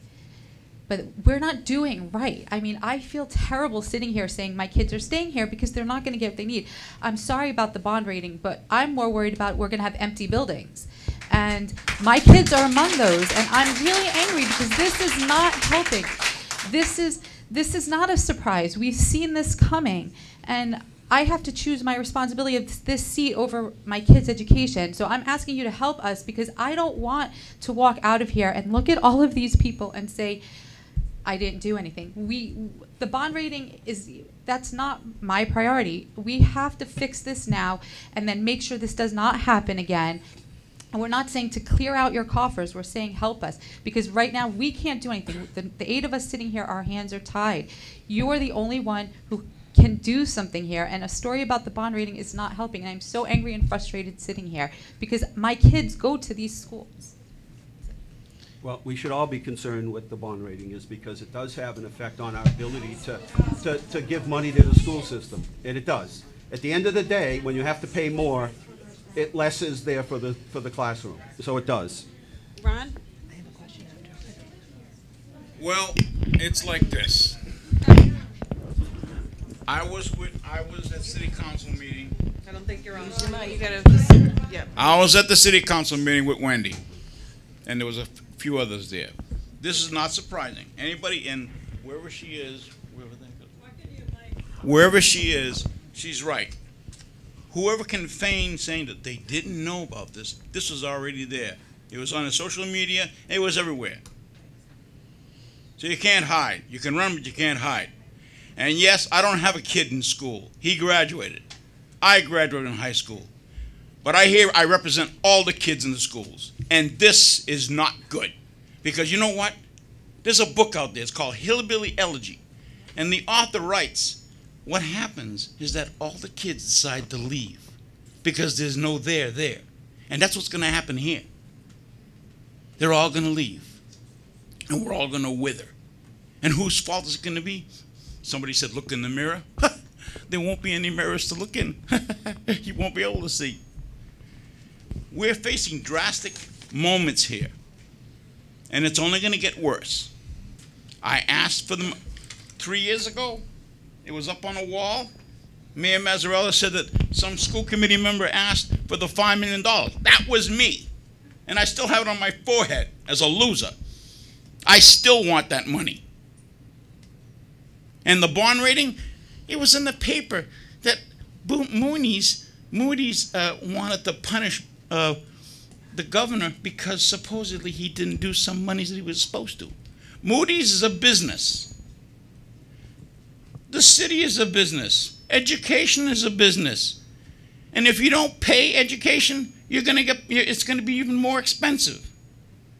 Regardless where you go, healthcare and education is always expensive. It's never an income producer. It eats the budget. It depends on being able to produce people. It's as simple as that. I don't like the idea. We talk about teachers getting laid off. We talk about nurses getting laid off. But we don't talk about students getting laid off, because that's what's happening right now. We have to realize the students are being laid off, and we're not doing a damn thing about it. It's very frustrating for me because my hands are tied. We voted on the thing 8-0. And then I went to the city council, and they voted 5-4. I wish they would have voted against it. Mother of Jesus. And the little donkey and the bullwhip. I would have loved to have seen that. All right. Ron, Heather? Anyway, that's it. Thanks, Ronnie. So, I just have a question about the bond counselor that's coming in. So when he comes in, does he just educate people about the bonds, or is he going to say, like, give us like scenarios? Like, so if you decide to give your school district this much money, this is how your bond rating is going to be affected. Is there going to be that sort of claim and result? He's gonna tell you what the risks are. He's gonna tell you what the risks are, so nobody can later on claim, you should have told us.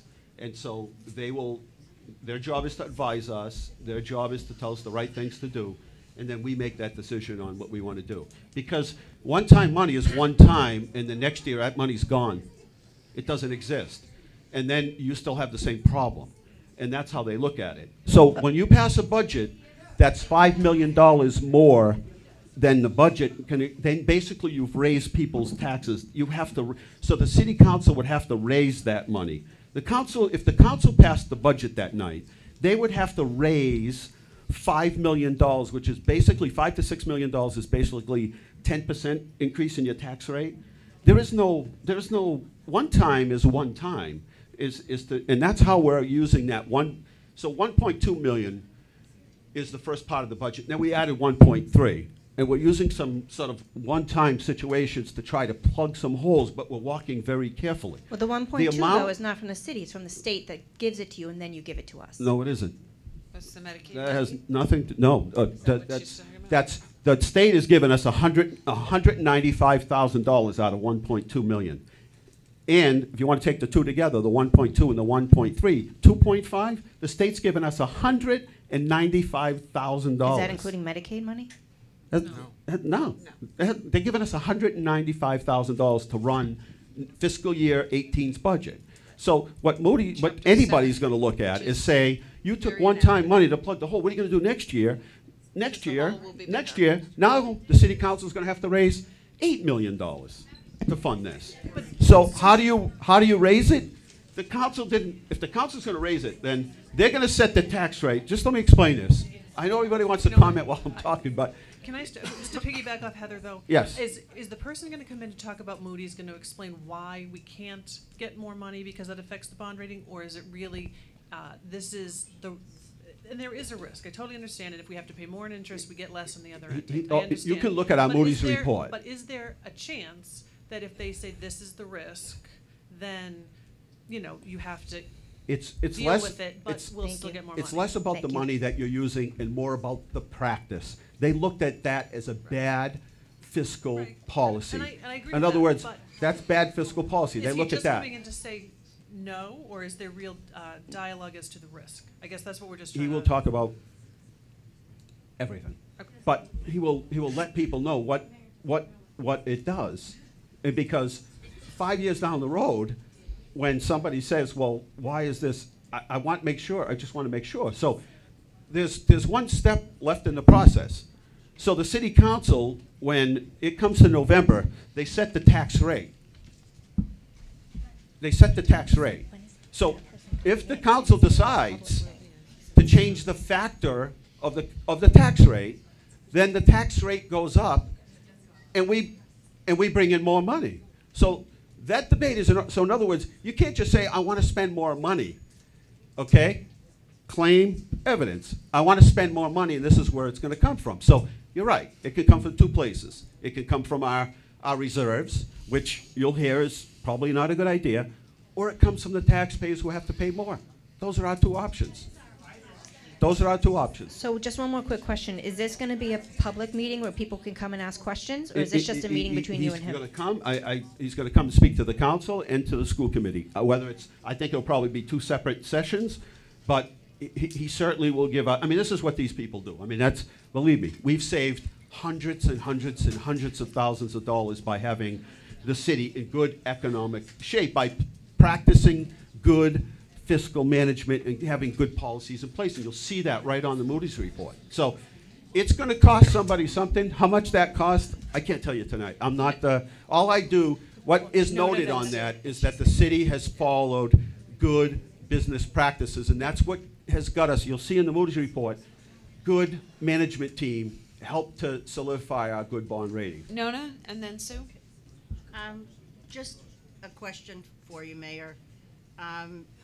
It's my understanding that we had money, the money taken in taxes from this previous year, from this year, there was, after the bills have been paid, there was money left over that was then put into the rainy day fund, stabilization account. Why couldn't that money have been used before it was put into that for the school system? That you are getting that. You're getting that. That's where the 1.3 is coming from. But that's, I thought there was more than 1.3 million that. It closed out, but the 1.3 is basically, I mean, that is what you're getting. That's where it's coming from. That's where it's coming. So I guess the question is, though, why wouldn't we get a bigger piece of that pie before it was put into the stabilization? I think that's what, I think that's her question. I think that's the question. Because it gets closed out. And what happens a lot of times, like the fire department, billing-wise, we don't collect all that money. So money that comes in June, most times, we don't get that money until after June. It gets closed out to free cash, then reappropriated back to the fire department so they can run the ambulance, that sort of thing. The water and sewer department in the city is not an enterprise fund, which means all the money they collect can't stay in that account, so it closes out to free cash. So when you hear somebody say, the city had $5 million at the end of the year, it didn't. That money gets closed out and returned back. We have a receipts account. You can't spend more than what you collected last year. That money gets reappropriated back to the water and sewer department because that's where it came from. So in a lot of cases, say for a grant, for instance, we don't get reimbursed until after June 30th and even later, but it was for last fiscal year. That money comes back in, we pay ourselves back because we borrowed the money for the grant. So it's not just as simple as we finished with some extra money and we could do whatever we want with it. Most of it ends up getting returned back to where the original spot was because we had no mechanism after June 30th to transfer that money. Sue, and then Heather. Okay, so I heard a city councilor mention that, or I know there's a city council meeting, I think Monday evening, and they want us to show them the line items that we're gonna spend the 1.3 million on? Yes. When are we gonna see that line item budget? Well, it was very clear when the mayor decided to help us out with that amount of money. The $500,000 was to go directly to athletics and extracurricular activities. So we'll make sure that that is allocated appropriately after we consult one more time with the athletic director for a restoration of athletics at both the high school and middle school level, as well as what we can afford to put towards extracurricular, because we know that that's important to the overall school day for the students. And then the $800,000, which adds up to the 1.3, was to go specifically to restore teaching positions. So we can identify those teaching positions or however, but that was what we agreed upon when we met with the mayor and the financial team. So is the 800,000 included in the callback of the staff of 41? That's correct. Okay, so Dean, I'm going to ask you, the $5 million that the city council approved for the Leominster High School fields, what, I mean, you know, That's, I know we we don't just, have the money. You we were just gonna put go- that aside. There wasn't. Right, you were going to bond for it. We were going to bond for it, correct. Right, so why can't we take some of our deficit in transportation and apply it? I mean, this is extraordinary. Yeah, there's been no money appropriate. We never made it. All we did is say we're going to borrow it. We never applied a funding source for it. And clearly now, I'm not going to take a funding source and put it towards the fields in the middle of this. So there was never any money. What we did is they authorized the mayor to borrow the money, but the funding, there wasn't a funding No, source. I understand that. So I'm not going to take and start building fields when we're still trying to balance the budget. Right. Okay, Yeah. okay, but I guess the only other comment I have is that you indicated the 500,000 for athletics, and I think that's pitting, you know, arts, athletics. Jim. There's an undercurrent there, and I think the athletic budget, and correct me if I'm wrong, I think the athletic budget is like 300,000? Yeah, no, when you look at that 500, it was for extracurricular after high school, sports, clubs, theater, correct?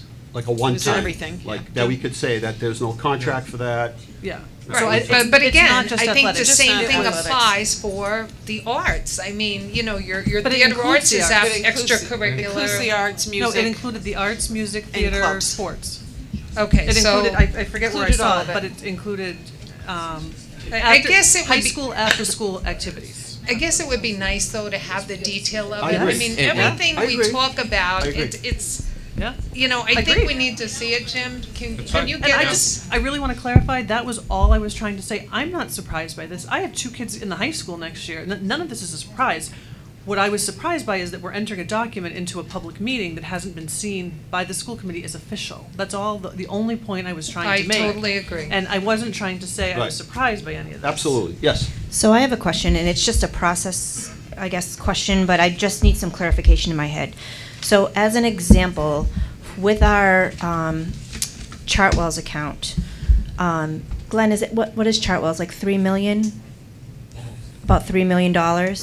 So when we do our budget, we do not budget $3 million for Chartwell's at the beginning of our year. We budget nothing?